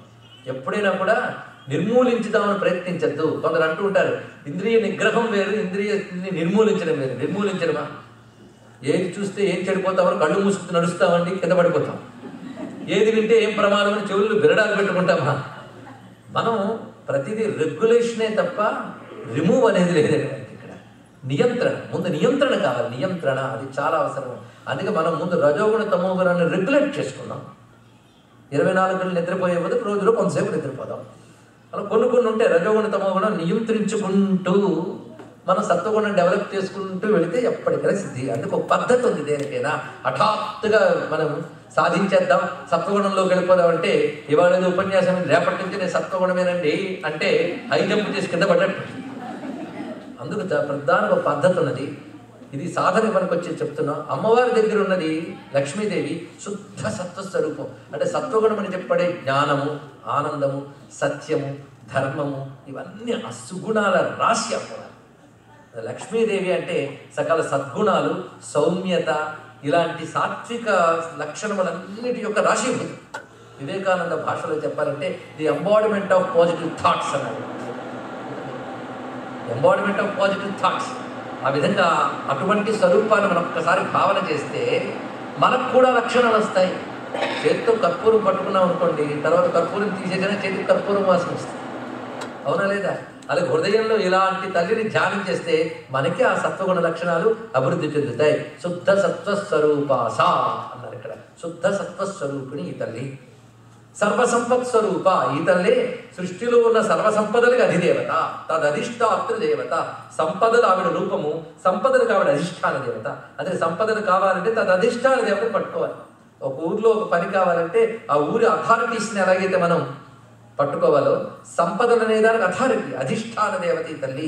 అందుకే ఆ తల్లిని ఆశ్రయిస్తే మనకి సంపదలు లభిస్తున్నాయి. సంపదలు అంటే ఏమిటి? సంపదలుగా అనుకుని డబ్బు కట్ట గుర్తొస్తుంది, కానీ సంపదలు చాలా ఉన్నాయి. ఏమిటి ఆ సంపదలు అంటే చెప్తున్నాడు శాస్త్రంలో. ఉత్సాహం. అదే ఎంత డబ్బున్నా ఎప్పుడు నీరసంగా పడి ఉంటే ఏమిటి? అది ఉత్సాహం. అదేవిధంగా తన మాట చెల్లుబాటు కావడం. కొందరు ఎంత డబ్బున్నా వాడి మాట ఎవ్వడు చెవిని పెట్టరు, ఏం లాభం అండి? ఇవన్నీ రాణించాలండి. అందుకు కొందరికి విద్యలు ఉంటాయి కానీ రాణించరు. కొందరికి ఎన్నో ఉంటాయి, అవి ఇంకోటికి ఉంటాయి. అవి వాడికి కొద్ది ఉన్నవాడు రాణిస్తాడు, వీడికి ఎన్నున్నా రాణించడు. ఆ రాణింపు అనేది అమ్మవారి దైవంగా వస్తుందండి. అందుకే కమలనయన నీవు కలచోటు సరసంబు, నీవు లేని చోటు నీరసంబు. కబ్బు కట్టి నీవు కలవాడు కలవాడు, నీవు లేనివాడు లేనివాడు. అందుకే ఆవిడ ఉన్న చోటే సరసం, లేకపోతే నీరసం. అందుకే రసస్వరూపం ఆవిడ. ఉత్సాహం ఒకటి, ఆరోగ్యం, ధైర్యం, అనుకూలత ఇంట్లో అందరూ పరస్పర ప్రేమగా జీవించడం లక్ష్మీ కళ అండి. అందుకని ఇంటి నిండా డబ్బు ఎప్పుడు కొట్టుకుంటూ ఉంటారనేది లక్ష్మీ కళ లేదు. లక్ష్మీ కళ అంటే పరస్పర సౌమనస్యం, పరస్పర ప్రేమ, ఇవన్నీ లక్ష్మీ కళ. అందుకే పాపినా కలహాంకురా అని చెప్తున్నాడు ఇక్కడ. ఆ లక్ష్మీదేవి పాజిటివ్గా అనుగ్రహించేటప్పుడు అలా ఉంటుంది, నెగిటివ్గా అయినప్పుడు కలహాంకురా, అప్పుడు ఆవిడ జ్యేష్ఠాదేవి అంటారు. ఆవిడే పాపుల ఇళ్లలో కలహ రూపంలో ఉంటుందిట. వాడు పాపం ఎన్నో సాధించాడు, ఇంట్లోకి వెళ్ళి ఎప్పుడు కొట్టుకోవడమే, భార్య భర్త కొట్టుకోవడం, తర్వాత పిల్లలు కొట్టుకోవడం, ఇలా ఉంటూ ఉంటాయి. నిరంతర కలహాలతో ఉండే ఇళ్ళన్నీ కూడా లక్ష్మీ నిలయాలు. అందుకు పరస్పర ప్రేమ, సౌమ్యత ఇవన్నీ లక్ష్మీ కళ. ఇవన్నీ లక్ష్మీ రూపాలు, ఇన్ని రూపాలతో ఉంటుంది. ఈ తల్లి యొక్క స్వరూపం చెప్తున్నారు. కాంత అతిదాంత శాంత చ సుశీల సర్వమంగళ. ఈవిడ కాంత అంటే మహా సౌందర్య స్వరూపంతో ఉంటుంది. అతి దాంత నిగ్రహ స్వరూపంతో ఉంటుంది. సాధారణంగా మనం ఎవరైనా సౌమ్యంగా నిగ్రహంగా ఉండేటప్పుడు అంత చక్కటి కళగా ఉంటుంది అనేది. ప్రధానికి కోపము, తాపము, నిగ్రహ శక్తి లేకుండా ధుమధుమలాడుతూ ఉంటా, మొహం చూడడానికి భయంగా ఉంటుంది. అందుకు ఇక్కడ అతిదాంత అంటే నిగ్రహ సంపన్నురాలు, శాంత, సుశీల. శీలము కొందరికి క్యారెక్టర్ అనేది సహజంగా ఉంటుందండి. కొందరికి చెప్తే వస్తుంది, కొందరికి చెప్పినా రాదు. సహజంగా ఉంటే స్వభావము, చెప్తే వస్తే ప్రభావము, చెప్పినా రాకపోతే అభావం. ఎప్పుడైనా సద్గుణాలు ఇలాగే ఉంటాయి. కొందరి స్వభావం. రామచంద్రమూర్తికి సత్యం అనే పలుకువలను పుస్తకం చూసి సత్యం చెప్పలే, ఆయన సహజంగా సత్యం చెప్పాడు రామచంద్రమూర్తి. మనక రామాయణం చెప్పాలి, భారతం చెప్పాలి, సత్యహరిశ్చంద్రుడు చెప్తే 10 మార్లు వింటే ఒకసారి సత్యం పలుకుతాం. అది ప్రభావం. 11 మార్లు విన్నా పలకడు, అది అభావం. అది సృష్టిలో ఇవన్నీ కూడా అది స్వభావం ఉంటుంది. అది శీలము, సుశీలము, చక్కని శీలము కలిగి ఉండుట, సుచరిత్ర కలిగి ఉండుట, అది సుశీల. ఆవిడ స్వభావం సుశీల. సర్వమంగళ, అన్ని మంగళకరమైన భావాలు, అమంగళం అనేది లేదు. పైగా లోభ, మోహ, కామ, రోష, మద, అహంకార వర్జిత. ఆవిడ దగ్గర మీరు వెతికినా దొరకవుట ఈ గుణము లేవి. లోభము, మోహము, కామము, రోషము, మదము, అహంకారము ఇవి లేవుట. ఒక్కసారి థాట్ను ఒకసారి భావించండి. ఇవేవి ఇలాంటి దుర్గుణాలేవి లేకుండా పూర్తి సుగుణాలతో ఉన్న ఒక స్వరూపాన్ని భావించండి. కష్టం అండి భూమిలో దొరకడం, కష్టం కనుక అమ్మవారి ఇతరులు ఎక్కడా కనబడదు, ఆ తల్లి దగ్గరే ఉంటాయి. భక్తానురక్త అయితే భక్తితో ఎవరైతే ఆశ్రయిస్తారో అసలు దయామయి కనుక వాళ్ళ పట్ల ప్రేమతో వాత్సల్యంతో ఉంటుందట. పైగా సర్వాభ్యశ్చ పతివ్రత, ఆవిడ మహాపతివ్రత. ఆవిడ పతి ఎవరు? విష్ణువు. ఆ విష్ణువు ఎడల ఎల్లవేళలో అనురక్తి కలిగినది. ఎంత అనురక్తి అంటే ఆయన ఉంటే నేను ఉంటా, లేకపోతే ఉండనంటుంది ఆవిడ. ఆ కారణం చేతనే హరి అని పిలిచాడు గజేంద్రుడు, సిరి అని పిలవలేదు. కానీ హరి అని పిలిస్తే హరి కదిలితే ఆయన వెంట ఇవిడ కదిలిపోయింది. తన వెంటని సిరిలచ్చి వెంట అవరోధం వ్రాతములు వాని వెంకట పక్షేంద్రుడు. అందుకు హరి ఎక్కడుంటే సిరి అక్కడ ఉంటుంది. అందుకే శ్రీ సూక్తంలో అనపగామినీం అన్నారు. అనపగామినీం అంటే వదలకుండా వెళ్ళే తల్లి, ఎప్పుడు విడిచిపెట్టదు. విష్ణువుని ఎల్లవేళ అనుసరిస్తూ ఉంటుంది. అసలు వీడి దగ్గర ఉంటేనే ఆయనకి శోభ, లక్ష్మి. అందుకు ఆ తల్లి మహాపతివ్రత. ఆయన హృదయంలో ఉంచుకున్నాడు ఈ తల్లిని. ఆ హృదయంలో ఉండి అనుగ్రహిస్తున్నది విష్ణువక్ష స్థలాలయ అయినటువంటి తల్లి. ప్రాణతుల్య భగవత ప్రేమ పాత్రం ప్రియం వద. ఈవిడికి పతి అంటే ఎంత ప్రేమో ఆయనకి ఈవిడంటే అంత ప్రేమ. ఎందుకంటే ఆవిడ పాదాలు తుతూ కూర్చుంటే కాదు, నా హృదయంలో కూర్చోన్నాడు ఆ మహానుభావుడు. అది ఒకరంటే ఒకరికి ఉన్నటువంటి ప్రేమది. ఈవిడ లోకమన్నది ఎలా కనబడుతుందంటే సర్వసస్యాత్మికాదేవి జీవనోపాయ రూపిణి. పచ్చని పొలములు, అలాగే ఆహారములు, ఇవన్నీ అమ్మవారి రూపములు. అందుకే ధాన్యలక్ష్మి అని మనం అంటాం కదా. అందుకు సర్వసస్యాత్మికాదేవి జీవనోపాయ రూపిణి. ప్రతి వారిలో కూడా బ్రతుకు తెరువు రూపంలో ఉండే తల్లి. చక్కటి మాట్లాడుతుంది. జీవనోపాయం అంటే బ్రతుకు తెరువు, బ్రతకగలిగినటువంటి ఉపాయం అమ్మవారి అనుగ్రహం ఆ రూపంలో ఉంటుందిట. అది ఒక ఆయన నాకు ఏ ఉపాయంతో అడుక్కుంటున్నానండి, అదో ఉపాయం ఉందిగా. కనుక ప్రతి వాడికి కూడా బ్రతుకే ఉపాయం అమ్మవారి. అందుకు మన బ్రతుక్కి ఆధారం దొరకకపోతే అమ్మవారిని కానీ ఆశ్రయిస్తే తప్పకుండా ఉంటుంది. అందుకే ప్రతివారు లక్ష్మీ అష్టోత్తర శతనామాలు లేదా కనకధార స్తోత్రము ఇవి పఠించితే వాళ్ళ బ్రతుకు తెరుగుకు లోటు ఉండదు. జీవనోపాయ రూపిణి. మహాలక్ష్మిశ్చ వైకుంఠే పతిసేవా రతాసతి స్వర్గే చ స్వర్గలక్ష్మిశ్చ రాజలక్ష్మిశ్చ రాజసు గృహేషు గృహలక్ష్మిశ్చ మర్త్యానాం గృహిణాం తథా సర్వప్రాణిషు ద్రవ్యేషు శోభారూప మనోహర కీర్తిరూప పుణ్యవతాం ప్రభారూపాం రూపేషు చ. ఈ తల్లి స్వామి దగ్గర ఉన్నప్పుడు నిత్యలక్ష్మి మహాలక్ష్మి అంటారు. విష్ణువు దగ్గర ఉన్న తల్లికి నిత్యలక్ష్మి మహాలక్ష్మి అని పేరు. అంటే ఎప్పుడూ ఉంటుంది, సంపూర్ణంగా ఆయన దగ్గర ఉంటుంది, ఆయన విడవదు. ఎలాగంటే మనం ఉదాహరణ చెప్పుకున్నాం, దీపాన్ని కాంతి వదలనట్లుగా విష్ణు రేష అనపాయిని అంటుంది విష్ణు పురాణం. విష్ణువుని విడిచిపెట్టకుండా ఉంటుంది ఎప్పుడు తల్లి. అయితే ఎవరైతే పుణ్యములు చేసుకుంటారో, అంటే పుణ్యం అంటే ఏంటో కాదని పవిత్ర కర్మ ఇది అర్థం. పవిత్ర కర్మలు చేసిన వాళ్ళు, సత్సంస్కారములు కలిగిన వారు ఉంటారో వారిని పరమేశ్వరుడు చూస్తాడు. అంటే ఆ నారాయణుని చూస్తాడు.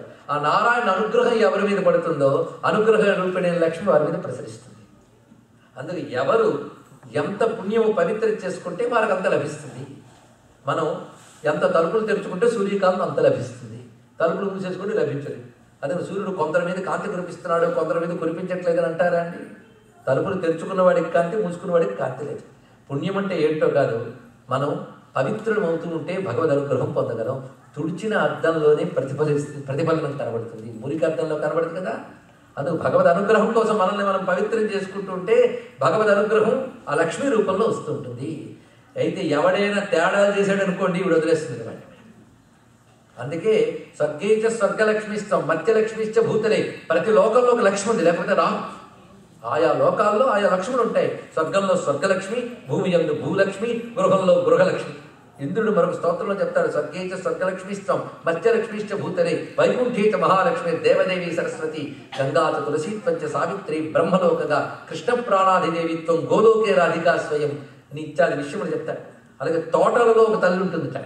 ఒక్కొక్క తోటలో ఒక్కొక్క పేరుతో ఉంటుంది. ఆ తల్లి లక్ష్మీ కళ ఉంటేనే ఆ తోటలో విరబూసి చక్కగా ఉంటాయి. అలా గృహంలో గృహలక్ష్మి, భూమి యందు భూలక్ష్మి, సస్యాల్లో సస్యలక్ష్మి, ఇలాగా అన్ని స్థలముల యందు ఉంటుంది. కానీ ఎక్కడైనా తేడాలు చేసి పాపం వస్తే వాడు నెమ్మదిగా విడిచిపెడుతుంది. అందుకే ఇంద్రుడు అంతటి వాడు కూడా వాడికి నారాయణుని అనుగ్రహించే సంపదలున్నా ఒకనొక చిన్న అహంకారం చేత విష్ణు ప్రసాదాన్ని తృణీకరించడంతో లక్ష్మీదేవి విడిచిపెట్టింది. మనం 2 ఏళ్ల క్రితం భాగవతం చెప్పినప్పుడు చెప్పుకున్నాం కానీ మరి నేను ఇప్పుడు చెప్పట్లేదు. అప్పుడు బుద్ధి వచ్చింది ఇంద్రుడికి. అప్పుడు ప్రార్థన చేశాడు నారాయణుడికి, స్వామి నేను తప్పు చేశాను, సంపద పోయింది ఇమ్మని నేను అడగట్లేదు, లక్ష్మీదేవి వెళ్ళిపోయి పాపం చేసి బుద్ధి నాకు ఎలా పుట్టింది స్వామి అని అడిగట్టింది. అది బాధపడ్డాడు. పాపం చేసి బుద్ధి నాకు పుట్టకుండా అనుగ్రహించవయ్యా అంటే, పాపం దేని వల్ల చేస్తానంటే అహంకారం వల్ల చేస్తాం, అది వచ్చింది నీకు అంతే. ఇప్పుడు పశ్చాత్తాపం చెందేవి కనుక నిన్ను అనుగ్రహిస్తున్నాను, క్షీరసాగర మథనం చేయని చెప్పి స్వామి మథనం చేయించాడు. అప్పుడు రకరకాల సంపదలు వచ్చాయి. అసలు సంపద ఏమిటి? అమృతం. అది వచ్చే వరకు ఆగలేదు చూడండి. అన్ని సంపదలు వస్తున్నా పుచ్చుకుంటున్నారు, మళ్ళీ చేస్తున్నారు. చివరికి అమృతం వచ్చే ముందు వచ్చింది మహాలక్ష్మి. ఆవిడ వచ్చింది అంటే అంత ముందు లేదా? ఎప్పుడు ఉన్న తల్లి వీడి యొక్క తప్పు వల్ల విడిచిపెట్టేసింది. స్వర్గలక్ష్మి త్రిలోకాన్ని విడిచిపెట్టింది. విష్ణువు దగ్గరికి నిత్యలక్ష్మిగా ఎప్పుడు ఉంది. మళ్ళీ రావాలంటే మళ్ళీ ఆ నిత్యలక్ష్మి యొక్క అనుగ్రహం కావాల్సిందే. అందుకు ఎప్పుడూ విష్ణువు దగ్గర ఉండే నిత్యలక్ష్మియే క్షీరసాగర మథం నుంచి త్రిలోకలక్ష్మిగా తిరిగి ఆవిర్భవించినటువంటి లక్ష్మి తాను ఎవరి యొక్క శక్తియో ఆ శక్తిని తిరిగి వరించింది. అందుకే ఇంద్రాది దేవతలు అక్కడ ఆరాధన చేస్తారు. అక్కడ అమ్మవారు ఆవిర్భవించిన ఘట్టం చాలా రమ్యమైన ఘట్టం క్షీరసాగర మథనంలో. మిగిలిన చింతామణి వచ్చింది, కౌస్తుభం వచ్చింది, చాలా వచ్చి అన్నీ అయ్యాయి. ఈ లోపల అమ్మవారు ఆ క్షీరసాగరం నుంచి ఉద్భవించడం రమ్యమైన ఘట్టం. ఆ తల్లి ఉద్భవించగానే మొత్తం దేవతలందరూ ఆ తల్లి చూపు తమపై ప్రసరించాలి అని ఆశించారు. కానీ ఆ తల్లి ఎవరిని చూడట్లేదుట, ఎటో వెతుకుతున్నట్టుంది. సరే అమ్మ చూపు తమపై ప్రసరించాలని ఇంద్రాది దేవతలు ఏం చేశారంటే ఒక సువర్ణ సింహాసనం తీసుకొచ్చి పెట్టారు. తెచ్చి అమ్మవారిని కూర్చోమన్నారు. ఆవిడ ఏంటో చూస్తూనే వచ్చి కూర్చున్నారు అక్కడ. ఆ కూర్చున్న తర్వాత అష్ట దిగ్గజాలు కూడా వాటి యొక్క తుండముల యందు స్వర్ణ కలశాలు పట్టుకుని అందులో అమృతము, దివ్య జలములు, ఔషధులు కలబోసినటువంటి రసములను పట్టుకుని ఆ కుండలతో అమ్మవారిని అభిషేకిస్తున్నాయి అష్ట దిగ్గజములు. అమ్మవారు అభిషిక్తురాలయ్యారు. ఇప్పుడు నేను ఈ చెప్పడం ఘట్టం అన్నదే, ఇది నేను చెప్తున్నాను మీరు వింటున్నాను కాకుండా ఈ ఘట్టం వింటే దరిద్రాలు ఉంటాయి. అందుకే అమ్మవారి ఆవిర్భావ ఘట్టము, పట్టాభిషేక ఘట్టము, స్వయంవర ఘట్టము, కళ్యాణ ఘట్టము, 4 ఘట్టాలకి 4 ఫలితాలు ఉన్నాయి. ఇప్పుడు ఈ స్వరూపాన్ని రోజు ప్రాతకాలంలో లేచి ఒక్కసారి ధ్యానం చేసుకుంటే ఏ స్వరూపము? ఏనుగులు అభిషేకిస్తుంటే అమ్మవారు తడిసిపోతున్నారు. పక్కన 2 ఏనుగులే కాదు 8 ఏనుగులు. అయితే మనం దృష్టికి అటు 2 వైపులు పెట్టుకున్నాం. మనం గజములు అభిషేకిస్తూ ఉంటే తడిసిపోతున్న తల్లి ఆర్ద్ర అయినటువంటి తల్లి. అలాంటి ఆర్ద్రగా తడిసిపోతున్న ఆర్ద్రత అంటే టెండర్నెస్ అండి. ఆర్ద్ర గుణంతో దయాగుణంతో ఉన్నది. పైగా పద్మములు పట్టుకున్నది, 2 చేతులతో పద్మం పట్టుకున్నది, వరద అభయహస్తం పట్టుకున్నది. వందే పద్మకరాం ప్రసన్నవదనాం సౌభాగ్యరాం భాగ్యరాం హస్తాభ్యాం అభయప్రదాం మణిగణై నానావిధైర్భూషితాం భక్తాభీష్ట ఫలప్రదాం హరిహర బ్రహ్మాదివిసేవితాం పార్శ్వే పంకజ శంఖ పద్మనిధివిర్యుక్తాం సదాశక్తిభిః. ఈ ధ్యాన శ్లోకం ఒక్కసారి భావించండి. ధ్యాన శ్లోకానికి చాలా శక్తులు ఉంటాయి. ఆ వర్ణన అలా ఉదయం తాకితే చాలు, వింటున్నంతసేపు మనం స్ఫురిస్తే చాలు. భాగ్యం ఉంటే కానీ ఈ ధ్యాన శ్లోకాలు మనం గమనించడం, గ్రహించడం, భావించడం.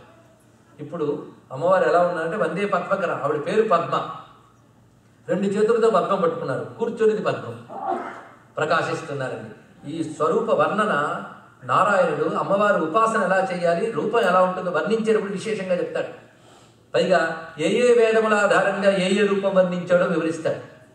ఋగ్యజుస్సామముల యందు కూడా అమ్మవారి యొక్క విశేషములు చెప్పబడుతున్నాయి. అందులో ఈ తల్లి రూపము ప్రాతకాలంలో స్మరిస్తే వాళ్ళు తరించిపోతారు అంటాడు మహానుభావుడు ఆదిశంకర భగవత్పాదులు వారు. ఆయన కనకధార స్తోత్రం చెప్తారు. కనకధార స్తోత్రంలో ఎక్కడ అమ్మవారిని రూపవర్ణన చేయలేదు, ఒకే శ్లోకంలో చేశారు. ఆ ఒక్క శ్లోకం కనకధార స్తోత్రానికి మంత్రం అనుకుంటే దాని ధ్యాన శ్లోకం అదే. దిగ్గస్తి విక్కనక కుంభముఖావశిష్ట స్వర్వాహిని విమలచారు జలప్లుతాంగి ప్రాతర్నమామి జగతాం జననీం అశేషలోకాధినాథ గృహిణీం అమృతాబ్ధిపుత్రి. ఈవిడి లక్ష్మణి. అయితే ఆ అభిషేక్తురాలైన తల్లి అభిషేకం పూర్తయిన తర్వాత దేవతలందరూ కానుకల సమర్పణ చేశారట. ఈ కానుకల సమర్పణ ఘట్టం చాలా గొప్పగా ఉంటుంది. ముందు సముద్రుడు వచ్చి అమ్మవారికి చీర, సారే, ఆభరణాలు పెట్టాట. తర్వాత విశ్వకర్మ వచ్చి పాదముల మొదలుకుని శిరస్సు వరకు ఉండవలసిన ఆభరణములన్నీ అందించాడు. బ్రహ్మదేవుడు కమలం ఇచ్చాడు. అలా ఒక్కొక్కరు ఒక్కొక్క తమ యొక్క శక్తుల్ని సమర్పణం చేసుకున్నారు. ఎందుకంటే అర్పిస్తే గానీ అందుకున్న అర్హత ఉంటుంది. అది ఇక్కడ తెలుసుకోవాలి. అర్పణ చేశారు. అర్పణ దేనికి సంకేతం అంటే అహంకార త్యాగానికి సంకేతం అర్పణం. అందుకు వీళ్ళందరూ కూడా ఆ విధంగా అర్పణ చేసి అమ్మవారిని నమస్కరిస్తున్నారు, స్తుతి చేస్తున్నారు. ఆవిడ లేచారండి ఒక్కసారి. అయితే చిత్రం ఏంటంటే అమ్మవారు వచ్చినప్పుడు పీట వేసేది అభిషేకం చేసి దేవతలేట, రాక్షసులు మాత్రం పక్కన తిరిగిపోయారట. ఆవేళ ఏదో వాడు చాదస్తాం, మనకు అమృతం కావాలి, ఈవిడెవరో చురుకులు చేస్తున్నారు అంటున్నారు. అంటే అర్థం ఏంటంటే రాక్షసులకి అమ్మవారు అర్థం కాదు, అటువైపు చూపు వెళ్ళదు. అది తెలుసుకోవాలి. రాక్షస ప్రవృత్తికి వెళ్ళదు, దైవీ ప్రవృత్తిని వాళ్ళకి వెళ్ళింది. అప్పుడు ఆ తల్లి వరమాల స్వీకరించి తిన్నగా వెళ్ళిందిట. వెళ్ళి విష్ణువు యొక్క కంఠంలో వేసి ఆయన పాదాలకు నమస్కరించింది. ఇది లక్ష్మీ స్వయంవరం. అప్పుడు ఆ తల్లి విష్ణువు హృదయంలోకి చేరింది. ఆ హృదయంలో చేరిన తర్వాత చూసింది రెండు దేవతలు, అంతవరకు చూడలేదు. అప్పుడు చూసింది. ఎవరు చూసింది? దేవతలు చూసింది. ఎందుకు ఆ కథలో ఉన్న మర్మం ఏమిటంటే సంపదలు మీ నిర్వాకాల వల్ల రాలేదు, మీరు మదనం చేయడం వల్ల వచ్చిన దాన్ని కాను నేను విష్ణువులో ఉన్న శక్తిని నేను. ఎందుకంటే భగవంతుడు ఎవరిని అనుగ్రహిస్తాడో వాడికి సంపదిస్తుంది, అంతే కదండి. ఆయన ఎవరికి ఇవ్వదలుచుకుంటాడో, ఎవరిపై దయ చూపిస్తాడో వారికే సంపద వస్తుంది. ఇవ్వదలుచుకోవడం అంటే సంకల్పం, అంటే ఆయన ఇవ్వాలి అనుకుంటే సంకల్పం. రెండు దయ. దయలేనిది సంకల్పం ఉంటుందా? వీడిని అనుగ్రహించాలని ఎందుకు అనుకుంటాడండి? మనం ఎవరికైనా ఏదైనా వస్తువు ఇవ్వాలని ఎందుకు అనుకుంటాం? వాడి వల్ల ఏదైనా అవసరం ఉంటుందండి. కానీ భగవంతుడికి అలా ఇవ్వడు కదా, మన వల్ల ఆయనకి ఏదైనా అవసరమా? ఆయన ఇస్తే దయ, నిర్హేతుకమైన దయ. అందుకే ఆయన దయతో ఇస్తాడు, అనుగ్రహించాలనుకుని ఇస్తాడు, అంతే కదా. అనుకోవడం సంకల్పం, దయ దానికి ప్రేరణ. దయా సంకల్పం ఎక్కడుంటాయి? హృదయంలో ఉంటాయి, అవునా లేదా? అందుకే స్వామి హృదయంలో ఉన్న దయా సంకల్పములే లక్ష్మీ రూపంగా మనల్ని అనుగ్రహిస్తున్నాయి. అందుకే స్వామి హృదయంలోకి వెళ్ళి చూసింది కదా తల్లి.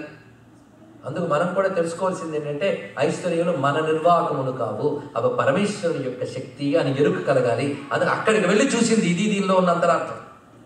అప్పుడు ఆ తల్లి చూపు పడగానే అప్పుడు వీళ్ళు దరిద్రాలు పోయేటండి. ఎవరికి? దేవతకి. అందుకు ఆ తర్వాత వచ్చింది అమృతం. అది జగన్మోహన్గా విష్ణు పంచారు. కానీ అమృతం ఎవరికి దక్కింది? ఎందుకు? అమ్మవారి చూపు ఎవరి మీద పడుతుందో అమృతం వారికే దక్కుతుంది. ఇది తెలుసుకోండి. చూపు జ్ఞానానికి సంకేతం, అమృతం ఆనందానికి, మోక్షానికి సంకేతం. అందుకు అమ్మవారి చూపు పడింది అంటే జ్ఞానలబ్ధి, మోక్షం అంటే అమృతం. అందుకే ఎవరికైతే అమ్మవారి కటాక్షములు అనబడే జ్ఞానము లభిస్తుందో వారికే మోక్షం అనబడే అమృతం లభిస్తుంది. అది దీనిలో ఉన్న సంకేతం. అమ్మ చూపు పడిన తర్వాత మళ్ళీ ఇంకో మదనం చేయడం ఏం లేదు, తర్వాత వచ్చింది అమృతం. అది లక్ష్మీ కటాక్షం ఉన్నవాడికే మోక్షం అని అమృతం లభిస్తుంది. అది ఈ కథలో ఉన్నటువంటి పరమార్థం. అది ఇచ్చింది కూడా మళ్ళీ అమృతం పట్టించుకున్న అమ్మవారేనండి. కాదండి విష్ణువు అంటారు మీరు, కానీ విష్ణువు కూడా అమ్మవారి వేషం వేసుకునే చేశాడు. ఆవిడ జగన్మోహిని, అశేష జనమోహిని, అరుణమాల్య భూషాంబరం. అది పరతత్వం. అది చెప్పాలంటే మరి పెద్ద సబ్జెక్టు. జగన్మోహన్ అమ్మవారి రూపమే, విష్ణువుకి అమ్మవారికి భేదం లేదన్నాం కదా, అందుకు ఆయనే ఆ రూపం ధరించి పట్టించాడు. అయితే ఆ జగన్మోహిని రాక్షసులు మోహినిగా అనుకున్నారు, దేవతలు మాత్రం జగన్మాతగా జగన్నాథుడిగా భావించారు. అందుకు వారికి అమృతం దక్కిందండి. మొత్తానికి అమ్మవారి యొక్క ఆవిర్భావం కటాక్ష వీక్షణాలు చెప్తున్నాం. అందుకు లక్ష్మి అనే మాటకి ఇప్పుడు అర్థం చెప్తున్నాడు. లక్ష్యతే దృశ్యతే విశ్వం స్నిగ్ధ దృష్ట్యా యయానిశం అని విష్ణు పురాణంలో చెప్తున్న నిర్వచనం. లక్షించుట అంటే చూచుట అని అర్థం. మీరు ఎప్పుడైనా లక్ష్యం అనే మాట విన్నారు కదా, లక్షించుట. లక్ష్యము అంటే మనం దేన్ని చూస్తున్నామో అది లక్ష్యం. చూడడాన్ని లక్షించుట అంటారు. లక్షించుట లక్ష్యము అని అర్థం. అందుకు ఆ తల్లి ఎప్పుడు లోకాన్ని చూస్తోందండి, లక్షిస్తోంది. ఆ తల్లి చూస్తేనే ఈ జగత్తుకి ఐశ్వర్యములు. ఆ తల్లి ఎవరిని చూడదో వాడికి ఏమీ లేదు. అందుకే ఎవ్వరినైనా నీవు దయ ఇంచుకు చూచితివేని ఇందిరా అంటాడు శ్రీరామ మహాకవి. అమ్మ ఎవరినైనా కాసింత దయతో చూస్తేట పండితుడాతడాతడు ప్రభావ సమగ్రుడతండు సూర్యుడాతండు వదాన్యుడాతడు మహావరేణ్యుడాతండు అని వర్ణిస్తాడు. కనుక అమ్మవారి చూపు ఎవరి మీద పడుతుందో వాడు అన్ని విధాలా రాణిస్తాడు. అందుకు ఆ తల్లి కటాక్షం. అందుకు శంకర భగవత్పాల వారు కూడా తనకు ఉసిరికాయ ఇచ్చిన దరిద్రాలను ఒక్కసారి చూసి ఆయన హృదయం కరిగిపోయి అమ్మ చూపులు వర్షించమ్మా అన్నాడు. మొత్తం కనకధారా స్తోత్రం అంతా కూడా మనకి బంగారం కురిసిందని కాదు, అమ్మ చూపే బంగారం, అది కొరియాలి. అదే కనకధార స్తోత్రం చదివాడు పైన టాప్ చూసేవాళ్ళు ఉన్నారు. ఉసిరికాయలు కురుస్తాయేమో, బంగారు ఉసిరికాయలేదు. కానీ కురవాల్సింది అమ్మ చూపుల ధారణ, అది కురవాలి. అందుకే అమ్మా నీ చూపులు వర్షించగాక. ఏ చూపులు? నువ్వు చూస్తే విష్ణువు పులకించిపోతాడు. విష్ణువును పులకించేలా చూసిన నీ చూపులు నన్ను అనుగ్రహించాలన్నారు. అంటే మన లక్ష్మీనారాయణ ఉభయుని చూస్తున్నారు. అంగం హరే పులక భూషణమాశ్రయంతి బృందాంగనే ముకులాభరణం తమాలం అంగీకృతాఖిల విభూతి రపాంగలీల మాంగళ్యదాస్తు మమ మంగళ దేవతాయ. అక్కడ రపాంగలీల అని చెప్పినప్పుడు అమ్మ చూపులు వర్ణించారు చూడండి. ఆ చూపులతోనే అమ్మ అనుగ్రహించగలదు. కొందరు ఏదైనా పని చేయండి చూస్తానంటాడు, వాడు చూస్తే ఏం లాభం లేదు. కానీ ఆవిడ చూస్తే అన్ని జరుగుతాయి. ఆవిడ చూపుతోనే అన్ని చేయగలదు కనుక ఆవిడ కటాక్షం పడుతుంది. అందుకే లక్ష్మీ కటాక్షం అని మనం అంటాం. కటాక్షం అంటే కడకంటి చూపులు. అమ్మ కడకంటి చూపు సోకితే చాలండి అన్ని ఐశ్వర్యములు వస్తాయి. ఒక ఆయన అన్నాడు, నాదంతా వేదాంత వర్గం అండి, అందుకే నాకు ఈ లక్ష్మిలు విష్ణువులు శివుళ్ళు ఏవి కాదు, అంతా వేదాంత వర్గం. వాడికి సమయాన్ని భోజనం పెట్టకపోతే మాత్రం ఆవిడ మీద కోపం వస్తుంది. జీతాలు కావాలి, ఉద్యోగాలు కావాలి. అందుకే మనకి బద్ధకానికి మనకు వచ్చేటట్టు వేదాంతం వాడుకోవచ్చు. అమ్మ అనుగ్రహం లేకపోతే వేదాంత జ్ఞానం కూడా రాదు. అందుకే నీ కార్యసిద్ధి కలిగించాలంటే ఆవిడ సిద్ధలక్ష్మిగా ఉండాలి. కాదండి నాకు మోక్షమే కావాలి, అప్పుడు ఆవిడ మోక్షలక్ష్మి. మోక్షాన్ని కనుక జ్ఞానలక్ష్మి ఆవిడే సరస్వతి. ఏదండి నాకు ఏది కోరుకుంటే అది కావాలి, ఏది కోరుకుంటే అది ఇచ్చేదని వరలక్ష్మి. సిద్ధలక్ష్మి, మోక్షలక్ష్మి. అలాగే జయం, అన్నింటిలో విక్టరీ సక్సెస్ కావాలి. అవునా లేదా? 10 మంది కలిసి పని చేస్తే అందరూ వీడు నెంబర్ 1 అవ్వాలనుకుంటాడు ప్రతివాడు. అవునా లేదా చెప్పండి. సమానాన ఉత్తమస్లో కోస్తూ అని ప్రతివాడు అదే తపన కదండి. అందుకే 10 మందిలో మనం గొప్పవాళ్ళం అవ్వాలనుకుంటాం. అదే జయమంటే అది కూడా ఆ తల్లి ఇస్తుంది. జయలక్ష్మి, సిద్ధలక్ష్మి, మోక్షలక్ష్మి, జయలక్ష్మి, సరస్వతి, విద్యాలక్ష్మి. అంటే సరస్వతి లక్ష్మి భేదం లేదు. తర్వాత ఆవిడ తల్లి ఫుల్ లెవెల్లో వస్తుంది, అప్పుడు చూద్దాం. ప్రస్తుతానికి మాత్రం లక్ష్మి విద్యాస్వరూపం కూడా అదే, అభేదంగా చూడాలి. తర్వాత శ్రీలక్ష్మి వరలక్ష్మిశ్చ. శ్రీ అంటే శోభ, ఒక శోభ, ఒక కళ, దాన్ని శ్రీ అంటారు. అందుకే శోభారూపంతో ఉంటుంది. అందుకే లక్ష్మీదేవి ఎక్కడుంటే అక్కడ శోభట. అందుకే సర్వ ప్రాణిషు ద్రవ్యేషు శోభారూప మనోహర. ఏ ఏ వస్తువుల్లో శోభ కనబడుతుందో అది ఆ తల్లి యొక్క రూపమే అన్నారు ఇక్కడ. సూర్యునికి వెలుగు శోభ, చంద్రునికి వెన్నెల శోభ. అదే నిన్న మనం చెప్పుకున్న పద్యం, చంద్రముని ఎందు దోస్కము చంద్రవదన ప్రభువు వాసన కొరందు పద్మనయ. వికసించిన పువ్వులు అమ్మవారిని చూడండి. చక్కని పంట పొలాలు చూసేటప్పుడు ఇది లక్ష్మీ రూపం. ఒక్కసారి నమస్కారం చేసుకోండి. పంట పొలాలు అందరూ చూస్తారు, లక్ష్మిగా కొందరే చూడగలరు. అది కావాల్సింది. అలా మనల్ని రక్షించే, మనల్ని కాపాడే ఈశ్వర విభూతులు లక్ష్మి. యజ్జత్ విభూతి మత్సత్వం శ్రీమదుర్జితమేవ తత్తదేవావగచ్చత్వం మమ తేజోంశ సంభవం. గీతలు స్వామి చెప్పినట్లుగా ఈశ్వర విభూతి శక్తులు విశ్వమంతా ఉన్నాయి, అవే లక్ష్మీ రూపములు. అందుకే సర్వ ప్రాణిషు ద్రవ్యేషు, సర్వ ప్రాణుల యందు శోభగా, తర్వాత మనోహరముగా ఉన్నది ఆ తల్లి. అందుకే కొన్ని చూస్తూ ఉంటే మరిన్ని మార్లు చూడాలనిపిస్తుంది, కొన్ని చూడగానే చాలే అనిపిస్తుంది. అంటే లక్ష్మి కళ ఎక్కడ ఉంటుందో అక్కడ శోభ ఉంటుంది, మనోహరత్వం ఉంటుంది. మనకు కూడా అలాంటి శోభ కానీ మనోహరత్వం కావాలన్నా మనం చేసే విద్యకి మన నుంచి వచ్చేటటువంటి రకరకాల వ్యక్తీకరణలకి శోభ కావాలి అంటే అమ్మవారి అనుగ్రహం కావాల్సిందే. అది శోభనిచ్చే తల్లి. శోభారూప మనోహర కీర్తి రూప పుణ్యవతాం. పుణ్యకర్మలు చేసే వాళ్ళలో కీర్తి రూపంతో ఈ తల్లి ఉంటుంది. అలాగే పాలకుల యందు ప్రతాప రూపంతో ఉంటుంది. వాణిజ్య రూప వణిజా. వ్యాపారవేత్తల యందు వ్యాపారం అనే లక్ష్మిగా ఉంటుంది.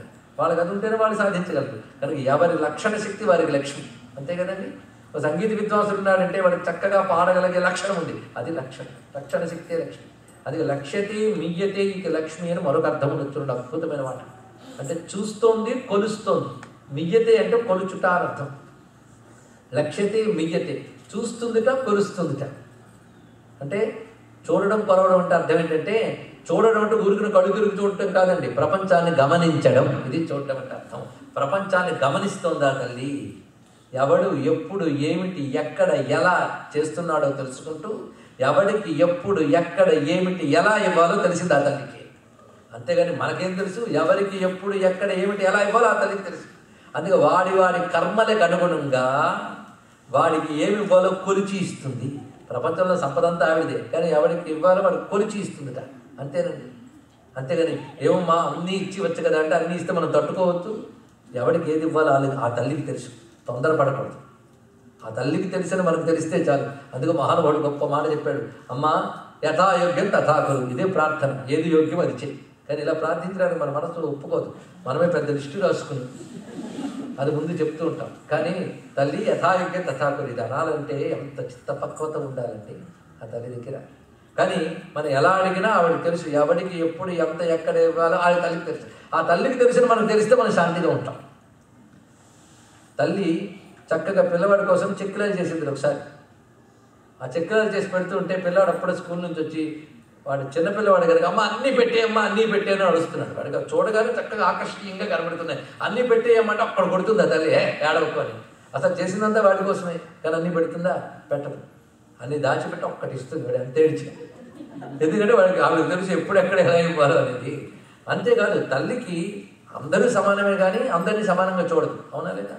మరి కుంతీదేవి 5గురు భోజనం ఎలా పెట్టిందో ఊహించుకుంటున్నారు.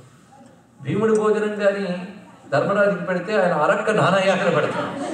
ధర్మరాజు భోజనం భీముడికి పెడితే ఆయన చాలక నానాయాతన పెడతాడు. తల్లి ఒకటే, వండిన పదార్థాలు ఒకటే, కానీ పెట్టిన తీరు వేరే ఉందా లేదా? కనుక ఎవరికి ఎప్పుడు ఎక్కడ ఎలా ఇవ్వాలో ఆ తల్లికి తెలుసు. లక్ష్యతే మియ్యతే. అందరినీ గమనించుకుంటూ కొలుచుకుంటూ ఇచ్చే తల్లి కనుక లక్ష్మీదేవి. అంత చక్కటి పేరండి. ఒకే పరాశక్తి. అందుకు ఆ లక్ష్మి, మహాలక్ష్మి, ఆవిడ సిద్ధలక్ష్మి, మోక్షలక్ష్మి, జయలక్ష్మి, వరలక్ష్మి, ఇంకా మీరు చెప్పాలంటే అష్టలక్ష్ములు చెప్పచ్చు.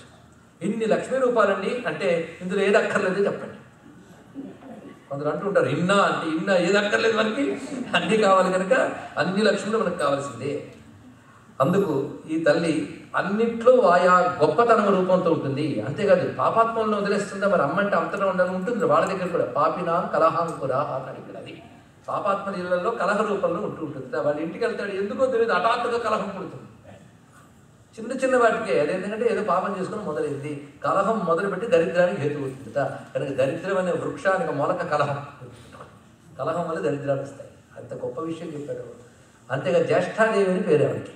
ఇది కలహ రూపంలో వచ్చేటప్పుడు. ఈ జ్యేష్ఠ అనే మాట ఎలా వచ్చిందో పెద్దమ్మట. అంటే మొదట ఎవరండి? అసలు లక్ష్మ, ఈ లక్ష్మ. అంటే ఎవరికైనా ఉన్న దరిద్రం పోయి సంపద కావాలని కోరుకుంటాడు కదా. అంటే సంపద కంటే ముందు ఉన్నది ఏమిటి? దరిద్రం. అదే జ్యేష్ఠ అంటే మరి ఉంటుంది అది ఇక్కడ. అందుకు మనకు మోక్షమో జ్ఞానమో కావాలంటున్నాం. అంటే ఇప్పుడు లేదనే కదా. అవి రాకముందు ఉన్నది ఏమిటి? లేవి. ఏది లేకపోవడం. ఆ లేవే దరిద్రం. అది జ్యేష్ఠాది. అదే జ్యేష్ఠాన్ని పేరు పెట్టడంలో కూడా అంత విశేషం చూపించారు. అందుకు పాపినాం కలహాంకుర. ఈ లక్ష్మీదేవి పాపాత్ముల దగ్గర జ్యేష్ఠాదేవిగా వ్యవహరింపబడుతూ ఉంటుంది. దయారూపాచకచిత వేదోక్త సర్వసమ్మత. ఈ తల్లి మహాలక్ష్మి.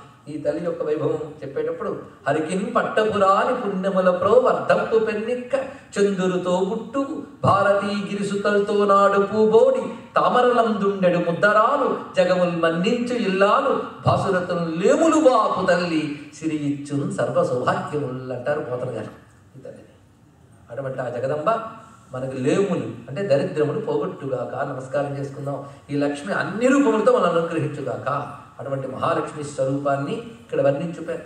అగస్త్య మహర్షి ఆ లోపాముద్రాదేవితో పాటు కాశీక్షేత్రాన్ని విడిచిపెట్టి వస్తూ వస్తూ దక్షిణాపథంలోకి చేరి కొల్హాపురికి చేరుకున్నట్ట. ఆ కొల్హాపురికి చేరగానే అమ్మవారు దర్శనం ఇచ్చారు ఆయన మహాలక్ష్మీదేవి. దర్శనం ఇవ్వడమే కాదు, ఎందుకంటే ఋషికి దేవత దర్శనం ఇస్తుంది, మన విగ్రహం కనబడుతుంది, అది తేడా. ఋషికి అక్కడ ఉన్న దేవత దర్శనం ఇస్తుంది, ఎందుకంటే అక్కడ దేవతలను వాళ్ళు దర్శించగలరు, మనం దర్శించలేం కనుక విగ్రహం అక్కడ అది. కానీ విగ్రహంలో దేవత ఉంటుంది. అగస్త్యుల వారికి దర్శనం ఇవ్వడమే కాదు, ఆయనకి శాంతినిస్తూ లోపాముద్రను పిలిచి బొట్టు పెట్టి సారీ ఇచ్చింది రండి లక్ష్మీదేవి. ఇంటికి వచ్చిన ముత్తైదుకి ఏమి ఇవ్వాలో తల్లికి తెలిసి బొట్టు పెట్టి బట్టలు పెట్టి ఇచ్చిందిట. ఆ లోపాముద్ర భాగ్యం. లోపాముద్రని సామాన్యురాలా, శ్రీ విద్యోపాస్కరాలు మహాత్మురాలు. అప్పుడు అగస్త్యులు వారు అంటారు, మాతర్నమామి కమలే కమలాయతాక్షి శ్రీ విష్ణు హృత్కమలవాసిని విశ్వమాత క్షీరోదజే కమలకోమల గర్భగౌరి లక్ష్మి ప్రసీద సతతం నమతాం శరణ్యే. ఈ ప్రసిద్ధి చెందిన శ్లోకం అగస్త్యులు వారు కొల్హాపురి లక్ష్మీదేవి చేసినటువంటి గొప్ప స్తోత్రం ఇది. ఆ విధంగా లక్ష్మీదేవి వైభవమైనది. ఇప్పుడు మూడవ తల్లి దగ్గరికి వస్తున్నాం. ఎవరామే? సరస్వతి. అంత చక్కటి పేరండి సరస్వతి. ఈ తల్లి గురించి వివరిస్తున్నారు. సర్వపూజ్య సర్వవంద్య. చిత్రం ఏంటంటే ఈ తల్లుల్ని అందరూ పూజిస్తారు. విష్ణువు కూడా లక్ష్మీదేవిని పూజిస్తారు. లేకపోతే బ్రహ్మాచ్యుత శంకర ప్రభృతి దేవి సదా పూజిత అని సరస్వతి దగ్గర చెప్పినట్టే, ఇందాక కూడా మనం అక్కడ చెప్పినప్పుడు భక్తాభిష్ట ఫలప్రద, అక్కడ కూడా హరిహర బ్రహ్మేంద్ర సేవిత. ఎప్పుడు కూడా అందరూ సేవిస్తారు. అదని ఎవరికి అక్కర్లేదు లక్ష్మి చెప్పండి, అందరికి కావాల్సింది. సర్వదేవతల చేత పూజింపబడుతున్నది. అలాగే ఈ తల్లి కూడా సర్వపూజ్య సర్వవంద్య. వాగ్బుద్ధి విద్యా జ్ఞాన అధిష్టాత్రి. సరస్వతి అంటే ఏమిటో చెప్తున్నాడు ఇక్కడ. వాక్కు, బుద్ధి, విద్య, జ్ఞానం, ఈ 4 అమ్మవారి యొక్క స్వరూపము అన్నాడు. వాక్ అంటే ఏమిటో కదా ఎక్స్ప్రెషన్ అంతే. వాక్ అనగా ఎక్స్ప్రెషన్, వ్యక్తీకరింపబడింది వాక్. ఒకడు ఏదైనా వ్యక్తీకరించాలంటే లోపల ఉంటే కదా వ్యక్తీకరిస్తాడు. 10 మాట్లాడాడంటే 10 మాట్లాడగలిగే జ్ఞానం లోపల ఉందని అర్థం. వాక్ అంటే జ్ఞానమే మరొకటి కాదు. వ్యక్తీకరింపబడిన జ్ఞానము పేరు వాక్. అదేవిధంగా ఆలోచించగలిగే బుద్ధి, వాక్కు, బుద్ధి, విద్య, వివిధ విషయముల యొక్క పరిజ్ఞానం, దీనికి తోడు స్పష్టమైన ఎరుక కలిగి ఉండుట జ్ఞానము. అందుకు వాక్, బుద్ధి, విద్యా, జ్ఞాన అధిష్టాన దేవత సరస్వతి. ఈ సరస్వతి దేవత మనం స్మరించుకోవాలి. ఇక్కడ రూపవర్ణంలో చాలా ప్రధానమైన అంశం ఉందండి. ఒక రూపాన్ని భావించడం ఒక తత్వం వస్తుంది. ఇప్పుడు లక్ష్మీ రూప భావనకు వచ్చేటప్పటికల్లా మనకి పద్మం పట్టుకుని ఉంది. ఇప్పుడు సరస్వతికి వచ్చే ముందు ఆ రూపం గురించి ఒక్కసారి ఆలోచించండి. 2 చేతులతో పద్మం పట్టుకుని పద్మంలో కూర్చుంది. ఎందుకు పద్మం చెప్పారు? అంతేకాదు, భారతీయ జాతీయ పుష్పం పద్మం. చాలా బాగుంది, మంచివే కొన్ని ఎంచుకున్నాం మనం. భారతీయ జాతీయ పక్షి ఇంకొక్కటి మిగిలింది మనకి. భారతీయ జాతీయ మృగం గోవు కావాలి. అప్పుడు మనం బాగుపడతాం. ఏ దేశానికి గొప్ప సంపద ఉందా రక్షించుకోవాలి. భారతదేశం లాంటి గోవు ఎక్కడ దొరకదు. ఆ మూపురము అది. అందుకే భారతీయులు మాత్రమే గోమాతను ఎందుకంటారంటే అలాంటి ప్రత్యేకమైన గోవు భారత ధాత్రికే దొరికింది కనుక. అది ప్రత్యేకమైన వస్తువు ఆ దేశానికి ఉన్నప్పుడు దేశం కాపాడుకోవాలా లేదా? అందుకు భారతదేశంలో పుట్టిన ఏ మనిషి అయినా కాపాడుకోవాలి గోవుని. గోవుని కాపాడుకోము అంటే వాడు భారతీయుడు కాడు, దేశద్రోహి. అందుకు అటువంటి భారతీయ గోమాతకు నమస్కారం చేసుకున్నాం సందర్భం వచ్చింది కనుక. మొత్తానికి ఇక్కడ ఒక స్వరూప వర్ణన వచ్చేటప్పటికల్లా విశేషంగా మనం గమనించవలసింది, లక్ష్మీదేవి పద్మమునందు కూర్చున్నది. ఈ రూపాన్ని ధ్యానించేటప్పుడు పద్మము అనగానే మన జాతీయ పుష్పం కదా, ఒక్కసారి భావించండి. వికసించి అందంగా కనబడే పెద్ద పువ్వు పద్మం. పద్మంలో ఏదో దివ్యత్వం అనేది, అది హృదయ పద్మం, ఇవన్నీ భావించుతాం. పద్మంలోని శక్తి చాలా విశేషం. అంతేకాదు, పద్మం అంటే చక్కగా వికసించిన కుసుమము అని అర్థం. వికసించిన కుసుమంలో అమ్మవారు ఉన్నారు. అందుకే ఎవరు హృదయం వికసిస్తుందో వారే లోపల ఉన్నటువంటి ఆ పరాశక్తిని తెలుసుకోగలరు. వికసించిన హృదయంలో అమ్మవారు ఉంటారు. అంతేకాదు, వికసించడం అంటే ఏంటో తెలుసా? గొప్ప విషయం చూడండి. ఎప్పుడైనా మనకి జేబులో డబ్బులు లేకపోతే మొహం ముడుచుకుపోతుంది. 4 డబ్బులు జేబులో పడగానే ఒక్కసారి మొహం విచ్చుకుంటుంది. ఎప్పుడైనా విచ్చుకోవడం అనేటువంటిది ఆనందానికి, జ్ఞానానికి సంకేతం. లోకంలో చూడండి, ఇప్పుడు నేను చెప్తున్నాను, మీకు అర్థం కాలేదనుకోండి, మొక్క ఇలా ముడుస్తారు. నేను అలా ఎన్ని చూస్తూ ఉంటాము. కనుగోను ముడవడం, చిరాకు పట్టడం, ఇవన్నీ ఎందుకంటే అర్థం కాదు. అది అర్థమైంది అనుకోండి, ఆనందం కలిగింది అనుకోండి, అబ్బా విచ్చుకుంటుంది. అంటే ఒక విషయం తెలియడంలో ముఖం వికసిస్తుంది. తర్వాత మంచి హృదయం ఉన్నప్పుడు వికసిస్తుంది. కొంత పండితులు వింటూ ఉంటారు, వాడు పరమ డౌట్గా వీడు చెప్పేది బాబు కూడా చాలా తెలుసు కదా అని అలాంటి వాళ్ళు ఉంటూ ఉంటారు. వాళ్ళ ముఖంలో లక్ష్మీ కళ కనపడుతుంది. ఎందుకంటే వాళ్ళకి అటువైపు స్పర్ధ ఇత్యాదులన్నీ ఉంటూ ఉంటాయి. అంత నిష్కపటంగా మంచి భావం ఉన్నప్పుడు, ఆనందం ఉన్నప్పుడు, సంపద ఉన్నప్పుడు మొహం వికసిస్తుందండి.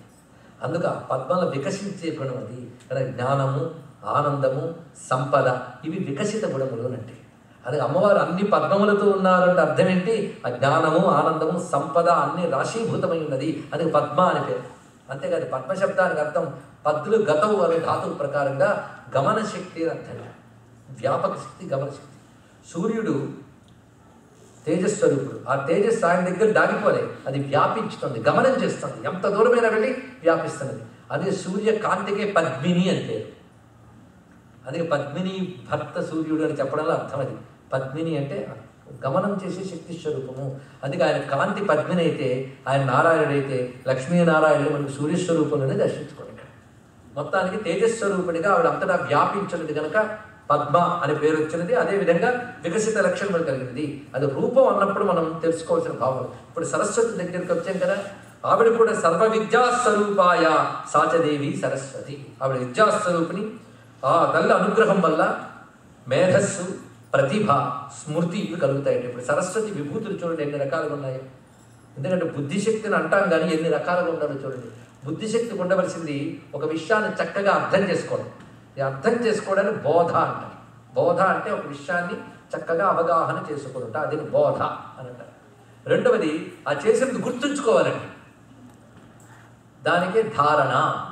అది గుర్తు పెట్టుకోవాలి ఎప్పుడు కూడా, ధారణ.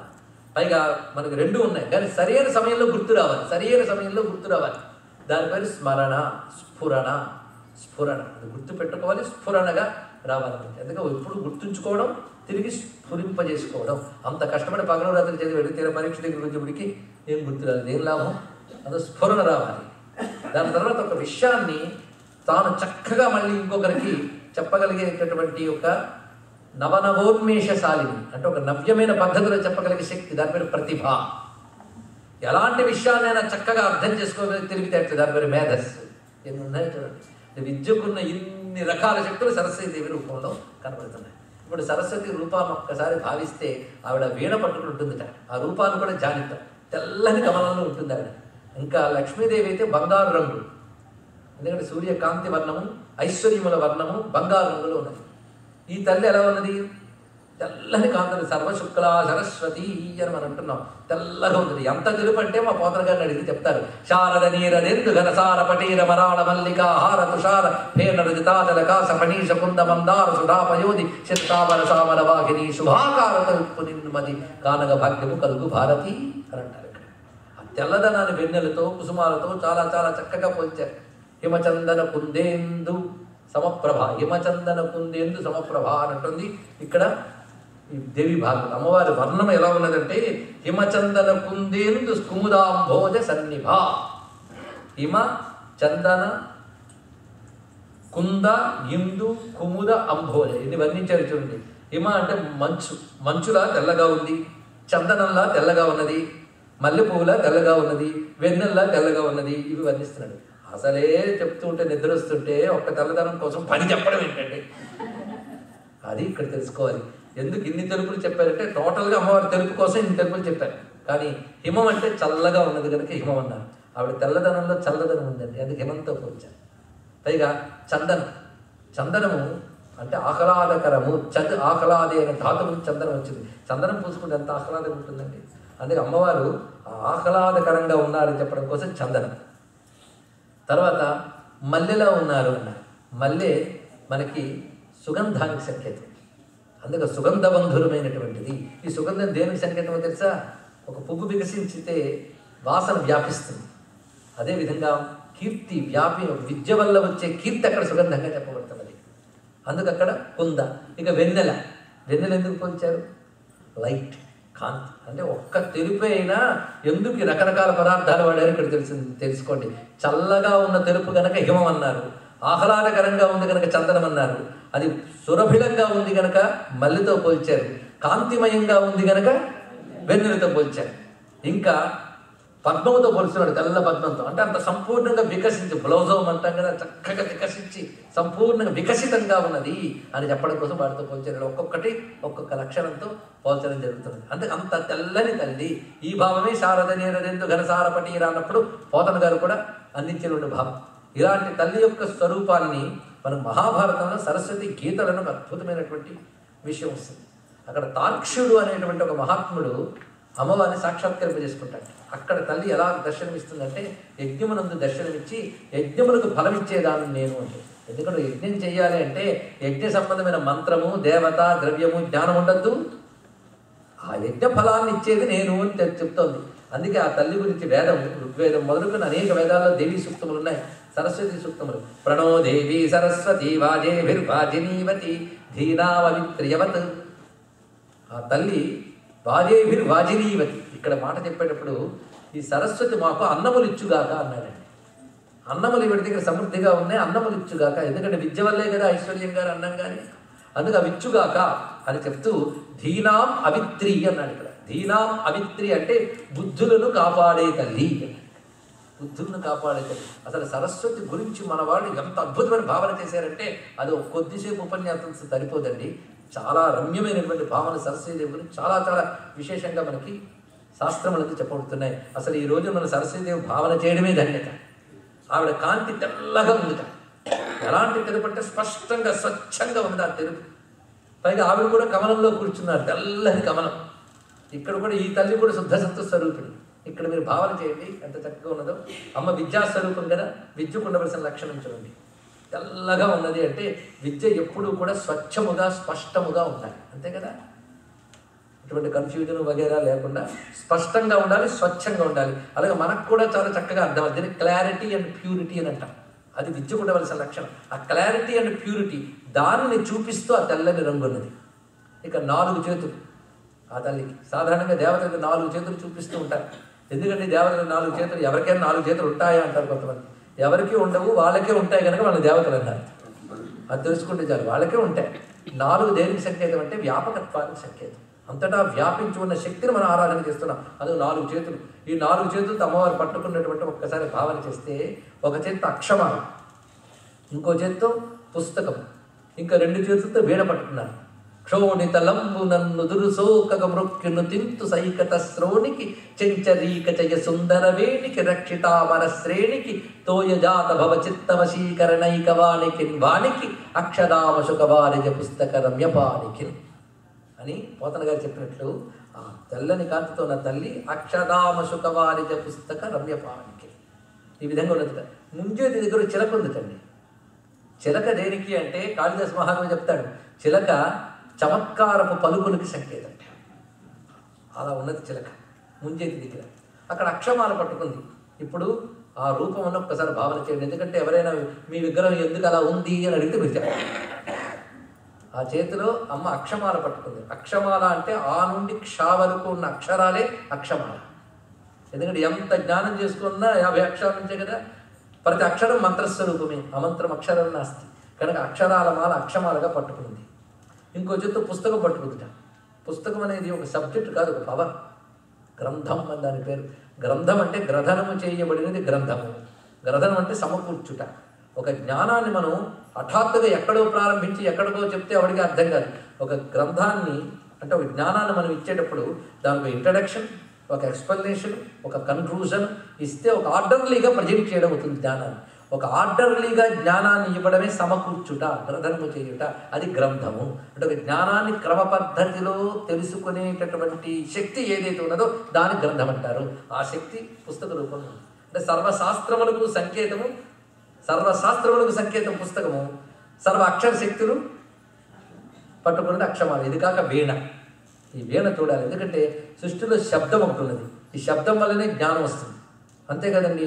భాష రాకపోయినా కొన్ని శబ్దాలతో భావం చెప్పచ్చు. మనం బాధపడుతున్నామని మాటలతో చెప్పకపోతే ఏడుస్తూ చెప్పచ్చు. ఏడుపు భాష లేదు. ప్రపంచంలో ఏ భాష పడినా ఏడుపు ఒకలాగే ఉంటుంది, నవ్వు ఒకలాగే అనుభవిస్తుంది. కనుక కొన్ని శబ్దములు ఉన్నాయే వాటికి భావం ఉంది. లేకపోతే ఒక్క సాహిత్యం కూడా లేకుండా వీణపై స్వర ఆలాపనతోనే, కేవలం ఆ స్వరాలాపనతో మనల్ని ఏడిపించవచ్చు. ఆనందింపజేయచ్చు, ఉత్సాహపరచచ్చు. కొన్ని రాగాల్ని వీణపై మీటుతూ ఉంటే ఉత్సాహంగా ఉంటుంది, మనకి తల ఊపేస్తుంటాం. కొన్ని మీటుతూ ఉంటే అలా నిద్రపోవచ్చు. అలాగా ఆ నాదంలో శక్తి ఉందా లేదా? అందుకే శబ్దశక్తి సరస్వతి.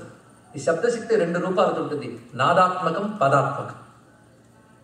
నాదాత్మకమైన శక్తి అంతా వీణగా చెప్పబడుతుంటుంది. ఇదే స్వరములుగా వ్యాపించుంటుంది విశ్వంలో. స్వరం లేని శబ్దం లేదండి. ప్రతి శబ్దానికి ఒక స్వరం ఉంది, అవునా లేదా? ఈ స్వరాలను ఒక పద్ధతి, స్వరాలను ఒక పద్ధతిగా పెడితే సంగీతం అవుతుంది. కానీ శబ్దంలో స్వరం ఉంటుంది. ఆ స్వరశక్తి వీణగా చెప్పబడుతున్నది, అక్షరశక్తి అక్షమాలగా చెప్పబడుతున్నది. కనుక 2 విధములైన శబ్దమే వీణగా, ఇటు అక్షరమాలగా. ఇంకా చాలా చాలా అమ్మ రూపంలోనే చాలా కనబడతాయి. ధ్యానం అంటే ఇదండి. ఆ రూపాన్ని తలంచుకుంటూ వివేచన చేస్తూ ఉంటే క్రమంగా నామరూపములుగా వ్యక్తమైన శక్తితో మనస్సు అనుసంధానింపబడి ఆ శక్తి వల్ల ప్రవేశిస్తుంది. ఇది ధ్యాన పద్ధతి. ఆ తెల్లని తల్లి ఈ విధంగా అటు పుస్తకము, అక్షమాల, వీణా పట్టుకుని ఉన్నటువంటి ఆ తల్లిని ఒక్కసారి నమస్కారం చేసుకుంటే ఆ తాక్షుడు అనేటువంటి మహాత్ముడు అమ్మవారు చెప్పినటువంటి తత్వాన్ని గ్రహించి నమస్కరిస్తాడు. అది ఎర్రన్న గారు అద్భుతంగా చెప్తారు. అంబన వాంబుజోజ్వలక రాంబుజ శారద చంద్ర చంద్రికాడంబర చారుమూర్తి ప్రకట స్ఫుట భూషణ రత్న దీపికా చుంబిత దిగ్విభాగ శృతి సుక్తి వివిక్త నిజ ప్రభావ భవాంబర వీతి విశ్రుత విహారిణి నన్ కృపజూడు భారతి. ఈ తల్లి అనుగ్రహం లేకపోతే ఎవరు పలకలేరయ్యా అంటున్నాడు నారాయణుడు. పలుకు రాదు, బుద్ధి స్ఫురించదు, ఎంత చదువుకున్నా ఏదో బ్లాంక్ అయిపోతుంది. ఈ తల్లి అనుగ్రహం ఉంటే పలుకులు ప్రవహిస్తాయి అంటూ వివరిస్తూ, ఒకప్పుడు బ్రహ్మదేవుడి సభలో ఉండగా సనక సనందనాథుడు వెళ్ళారు. అక్కడికి వెళ్ళి బ్రహ్మదేవుడిని అడిగారు, మాకు బ్రహ్మ విద్య చెప్పవయ్యా అని అడిగారు. ఎందుకంటే వాళ్ళు ఎప్పుడు బ్రహ్మ విద్యా సంభాషణ. వేదములు 4 ముఖంలో పలికే బ్రహ్మగారికి బ్రహ్మ విద్య ఇబ్బందా చెప్పండి? సరైన గొంతు సవరించుకుని చెప్పబోతున్నట్ట ఒక్క థాట్ స్ఫురించలేదు, ఆలోచన స్ఫురించలేదు, ఏం చేయాలో తెలియట్లేదు. పైగా 2 సభలో పెద్దవాడిది కదా అని వచ్చి అడుగుతూ ఉంటే ఏమీ చెప్పలేకపోతున్నాడు. ఎంత బాధాకరమైన, అంత దాకా వచ్చి నోట పలుకు రాకపోతే ఎలా ఉంటుంది? అప్పుడు తెలివైన పని ఒక్కటి చేశాడు. ఆయన మొదటి నుంచి ఒక అలవాటు ఉంది. అది చేస్తే విష్ణువు ప్రవేశించేట సభలోకి. ప్రవేశించి ఒక్కసారి మీ ఆవిడ తలుచుకున్నట్టు ఆ సరస్వతి దేవుని ఒక్కసారి స్మరించుకుంటే ఆ సరస్వతి ముఖంలో ప్రవేశించింది. ముఖంలో ఉండడం అంటే ఇది అర్థం అండి. మనం తెలియక బ్రహ్మదేవుడి ముఖంలో సరస్వతి ఉంటుంది, విష్ణువు హృదయంలో ఉంటుంది, శివుడికి శరీరంలో ఉంటుంది అంటే ఇదేమిటో బొమ్మలు వేసి మనం ఆయన ముఖంలో ఒక ఆడావిడ, ఈయన హృదయంలో ఒక ఆడావిడ, ఆయన శరీరంలో ఒక ఆడావిడ అని బొమ్మలు వేయడం కాదండి. వాడు ఏం చెప్తున్నాడో ఇక్కడ మీరు పరిశీలించండి. ఎందుకంటే జ్ఞానం రిసీవ్ చేసుకోవాలన్నా, జ్ఞానం తిరిగి చెప్పాలన్న స్థానం ఏది? శిరస్సే కదా, ముఖం నుంచే కదా వస్తుంది. కానీ జ్ఞానస్వరూపుడు కనుక ముఖం ఉంది అన్నాడు. ఇది తెలుసుకోవాలి. అది హృదయం. ఎందుకంటే సృష్టిలో ఐశ్వర్యం ఇవ్వాలన్నా, పంచాలన్నా హృదయం నుంచి ఇవ్వాలన్న బుద్ధితో వస్తుంది. ఇక శరీరం ఇక్కడ మనం చూడాలి అంటే 3 అనుకోవద్దు, ఒక్కడే అనుకోండి. ఒకే పరమేశ్వరుడు సృష్టి చేసినప్పుడు బ్రహ్మ, స్థితి చేసేటప్పుడు విష్ణువు, లయం చేసేటప్పుడు శివుడు, రుద్రుడు. ఇవి ప్రధానంగా 3 మనం చెప్పుకున్నాం కదా. ఈ 3 మీరు భావించండి, ఒకడే 3 పనులు చేస్తున్నారు. అందుకు ఒకే శక్తి 3 రూపాలు ధరించి వెళ్ళింది. నిజానికి ఒక అమ్మవారు 3 అయ్యారు అంటే అర్థం, ఒక అయ్యవారు 3 అయితేనే ఒక అమ్మవారు 3 వెళ్తారు. ఆ మాత్రం తెలియకపోతే ఎలాగ మనకి? అందులో 3 కలిసి ఒక్క రూపంగా అనుకుందాం. ఒక్కసారి బ్రహ్మ విష్ణు రుద్రాత్మకుడైన పరమేశ్వరుడు భావన చేయండి. భావన చేస్తే ఒకటి ముఖము, ఇంకోటి హృదయము, 3వది శరీరం. ఇప్పుడు చూద్దాం. ఒక పురుషుడికి 3 ఉంటాయి. పురుషుడు ఏమిటి? పురుషుడు అంటే నా ఉద్దేశం జీవుడు. అందరికీ 3 ఉన్నాయి. ఏమిటి? మాట, మనస్సు, శరీరం. దీన్ని ఏమంటారు? త్రికరణాలు అంటారు. అవునా లేదా? ఈ త్రికరణాలే మన బతుకు, మరొకట్లేదు. మీరు ఆలోచించండి. త్రికరణాలే మన బతుకు. మాట, మనస్సు, శరీరం. ఈ 3 లేకపోతే ఏదీ లేదు. అందుకు మాట శక్తి, మనశ్శక్తి, శరీర శక్తి, ఈ 3 శక్తులతోనే మనం ఈ ప్రపంచం అంతా చేస్తున్నాం కదా. అదేవిధంగా పరమేశ్వరుడు యొక్క మాట శక్తి, మనశ్శక్తి, ఈ శరీరూపమైన సర్వశక్తులు ఆ తల్లే. అదే మాట శక్తి అంటే సరస్వతి, మనశ్శక్తి అంటే లక్ష్మీదేవి, సర్వశక్త్యాత్మకమైన శరీర శక్తి అంటే దుర్గా పార్వతి. ఇప్పుడు తెలిసిపోయింది కదా. కానీ ఒకే పురుషుని యొక్క త్రికరణ శక్తులు అమ్మవారే. దీన్ని బట్టి భార్య అంటే పురుషుడికి త్రికరణ శక్తులు కూడా. అందుకు జాగ్రత్తగా చూసుకోవాలండి ఆ తల్లిని. వాళ్ళు అంత భద్రంగా చూసుకుంటున్నారు ఆ తల్లి. అందుకు ఆ తల్లి ఇక్కడ సరస్వతీదేవి ఆ బ్రహ్మగారికి ఒక్కసారి శక్తినిస్తే అప్పుడు చెప్పగలిగేట. ఇది విషయం. అదేవిధంగా ఒకప్పుడు భూదేవి అనంతుడి వద్దకు వెళ్ళింది. అనంతుడు అంటే ఆదిశేషువు. 1000 పడగలు. 1000 పడగలు అంటే 1000 తలకాయలు కాదు, 1000 తలకాయలు. జ్ఞానం. అంత అద్భుతమైన బహుముఖ ప్రజ్ఞ. ఆయన దగ్గరికి వెళ్ళి నాకు నువ్వు కాసేపు బ్రహ్మ విద్య చెప్పవయ్యా అడిగింది భూదేవి. ఆయన గారికి కూడా ఏం తోచలేదుట. ఆ సమయంలో అప్పుడు నారాయణ ఆజ్ఞ మేరకు సరస్వతీదేవిని స్మరించి చెప్పగలిగేట. అందుకు ఎవరైనా ఒక విద్యను గ్రహించారన్నా, ఒక విద్యను చెప్పగలిగారన్నా ఆ సరస్వతీదేవి దయ వల్లనే. లౌకికమైన కళలన్నీ ఆవిడ రూపములే, బ్రహ్మ విద్య కూడా ఆవిడ రూపమే. లౌకికమైన విద్యలన్నీ అపరా విద్యలని చెప్పబడుతున్నాయి, బ్రహ్మ విద్య పరా విద్యను చెప్పబడుతుంది. ఈ విద్యను చెప్పాలన్నా, విద్యను గ్రహించాలన్నా సరస్వతీదేవి అనుగ్రహం ఉండవలసిందే. ఈ ఒక్క తల్లి అనుగ్రహం ఉంటే మిగిలిన అందరి అనుగ్రహంలో వస్తాయి. ఉదాహరణకి విష్ణు సహస్రం చదవాలి. విష్ణు సహస్రం అంటే అన్ని అక్షరాలేగా, ఆవిడ రూపమే. ఏ దేవత అనుగ్రహం కావాలన్నా ఆ దేవత సంబంధించి జ్ఞానం ఉండాలి, దేవత మంత్రం ఉండాలి. అందుకే ఆ తల్లి అనుగ్రహం లేకపోతే ప్రపంచం ఎలా అవుతుందంటే మూకో భవతి, మోగతనం. అందుకే ఒకప్పుడు యాజ్ఞవల్క్యుడైన మహానుభావుడు ఉండేవాడు. ఆయన గురువుగారి దగ్గర వేద విద్యనంతా నేర్చుకున్నారు. కానీ ఏదో పొరపాటు ఆయన చేశాడో లేదా పొరపాటు చేశాడని గురువు అనుకున్నాడో కానీ శపించేట్టు గురువు, నువ్వు నా దగ్గర నేర్చుకున్న విద్యనంతటే మర్చిపోతావు పో అన్నాడు. మర్చిపోతావు, ఇంతకంటే శాపం మరొకటి ఉంటుందండి. విద్యనే ప్రధానంగా జీవించేవాళ్ళు కదా ఋషులు. అదే విద్యని మొత్తం మర్చిపోతారంటే ఎంత దుఃఖం కలుగుతుంది. అప్పుడు ఆయన చేసింది ఒకటే పని, సూర్యమండలాన్ని చూస్తూ ఏడ్చేట. అదేనా చేతనం అయితే చాలండి. ఏడవడం చేతనైతే ఎన్నో సాధించవచ్చు. అది ఆయన ఆ సరెండర్ అయిపోయి సూర్యమండలాన్ని చూస్తూ నా గతి ఏమిటి అలా సూర్యమండలాంతర్వర్తి అయినటువంటి ఆ తల్లిని భానుమండల మధ్యస్థ కదా నమస్కారం చేస్తే ఆ సూర్యమండలం నుంచి తలతలలాడుతూ తెల్లని కాంతితో ఆ కమలవాసిని వీణాపాడైన సరస్వతి దర్శనమిచ్చి అనుగ్రహించింది. ఆ అనుగ్రహించగానే మర్చిపోయిన విద్యలే కాకుండా నూతనమైన విద్యను కూడా భాషించే. అప్పుడు యాజ్ఞవల్క్యుడు తిరిగి వేద విద్యను ఆవిష్కరించగలిగాడు. ఆయన ఆవిష్కరించిన ఆ వేద విద్యే శుక్ల యజుర్వేదము అని పేరుతో, మధ్యంతర సంహిత అని పేరుతో చెప్పబడుతూ ప్రసిద్ధి చెందింది. ఆ యాజ్ఞవల్క్య మహాముని చరిత్ర ఇది. అలాంటి ఆ సరస్వతి అనుగ్రహం పొందితేనే ఎవడైనా లోకానికి ఉపకారం కలిగించగలడు. ఎందుకంటే బుద్ధి సరిగ్గా ఉంటే అన్నీ బాగుంటాయి. ఆ బుద్ధి అధిష్టాన దేవత ఆ తల్లి.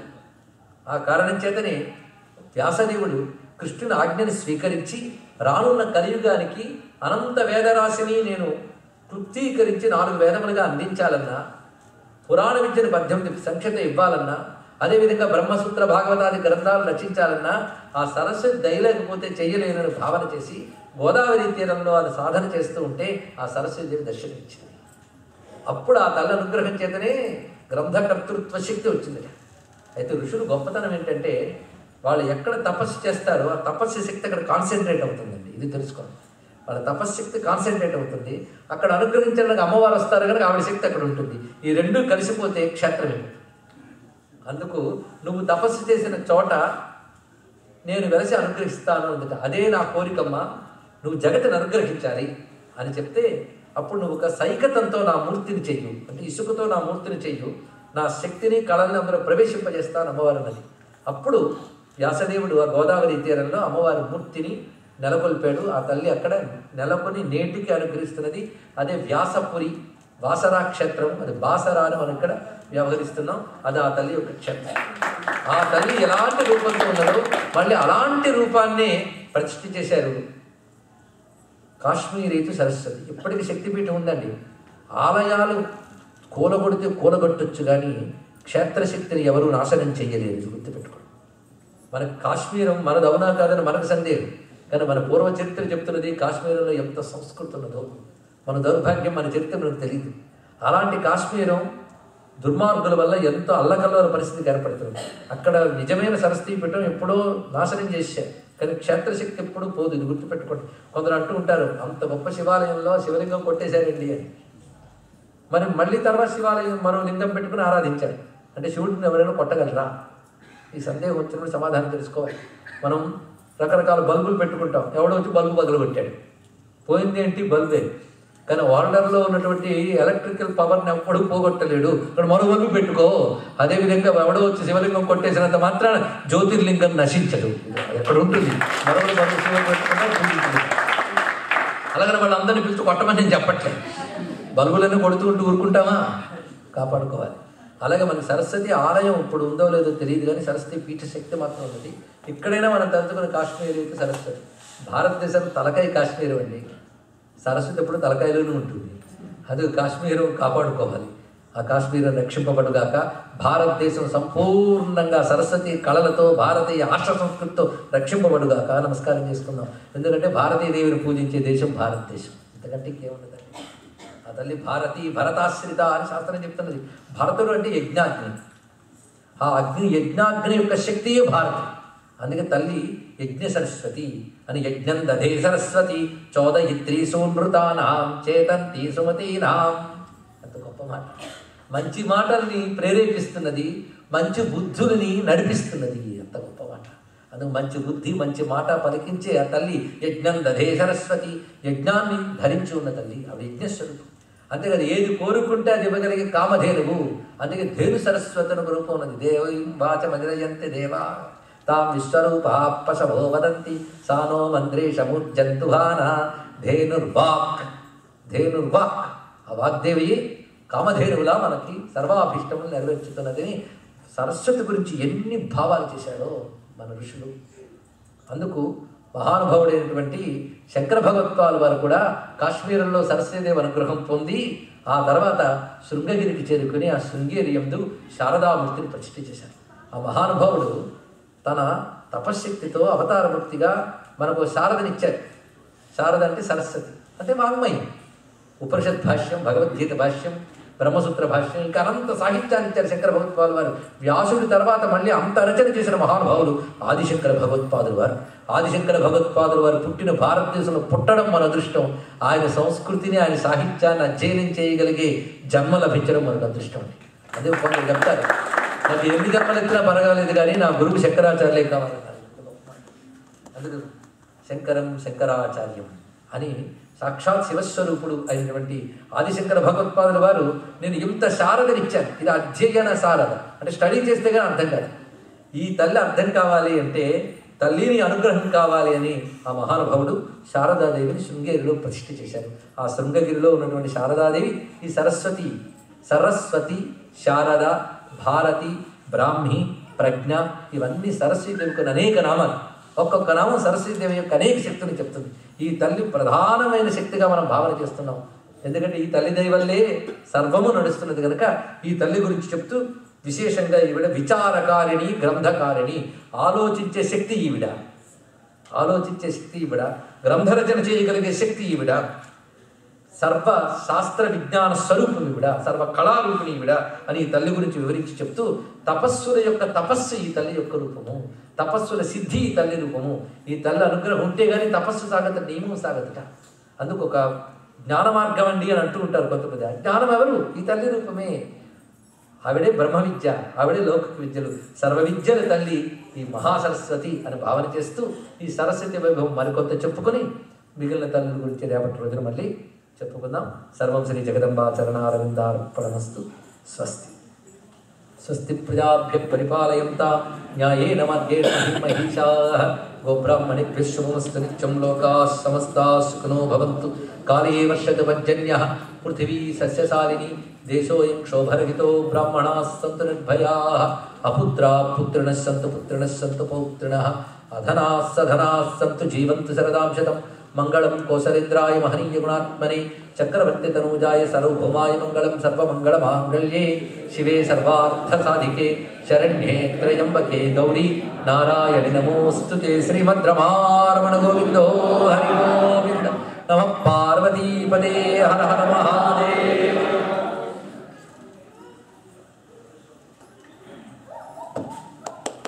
భక్తులందరికీ ఒక విజ్ఞప్తి.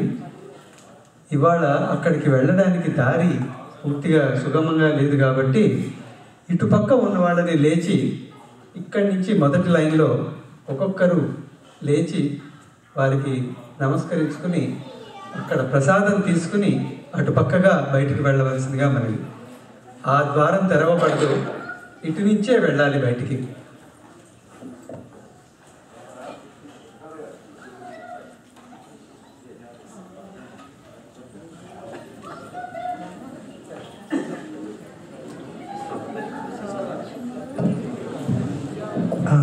శర్మ గారు కొంచెం తొందరగా వెళ్ళాలి వేళ కనుక ఆఖరి రోజున ఆయన సేవ చేసుకుందాం కనుక ఇప్పుడు ఏకాంత సేవ అక్కడ మొదలవుతుంది.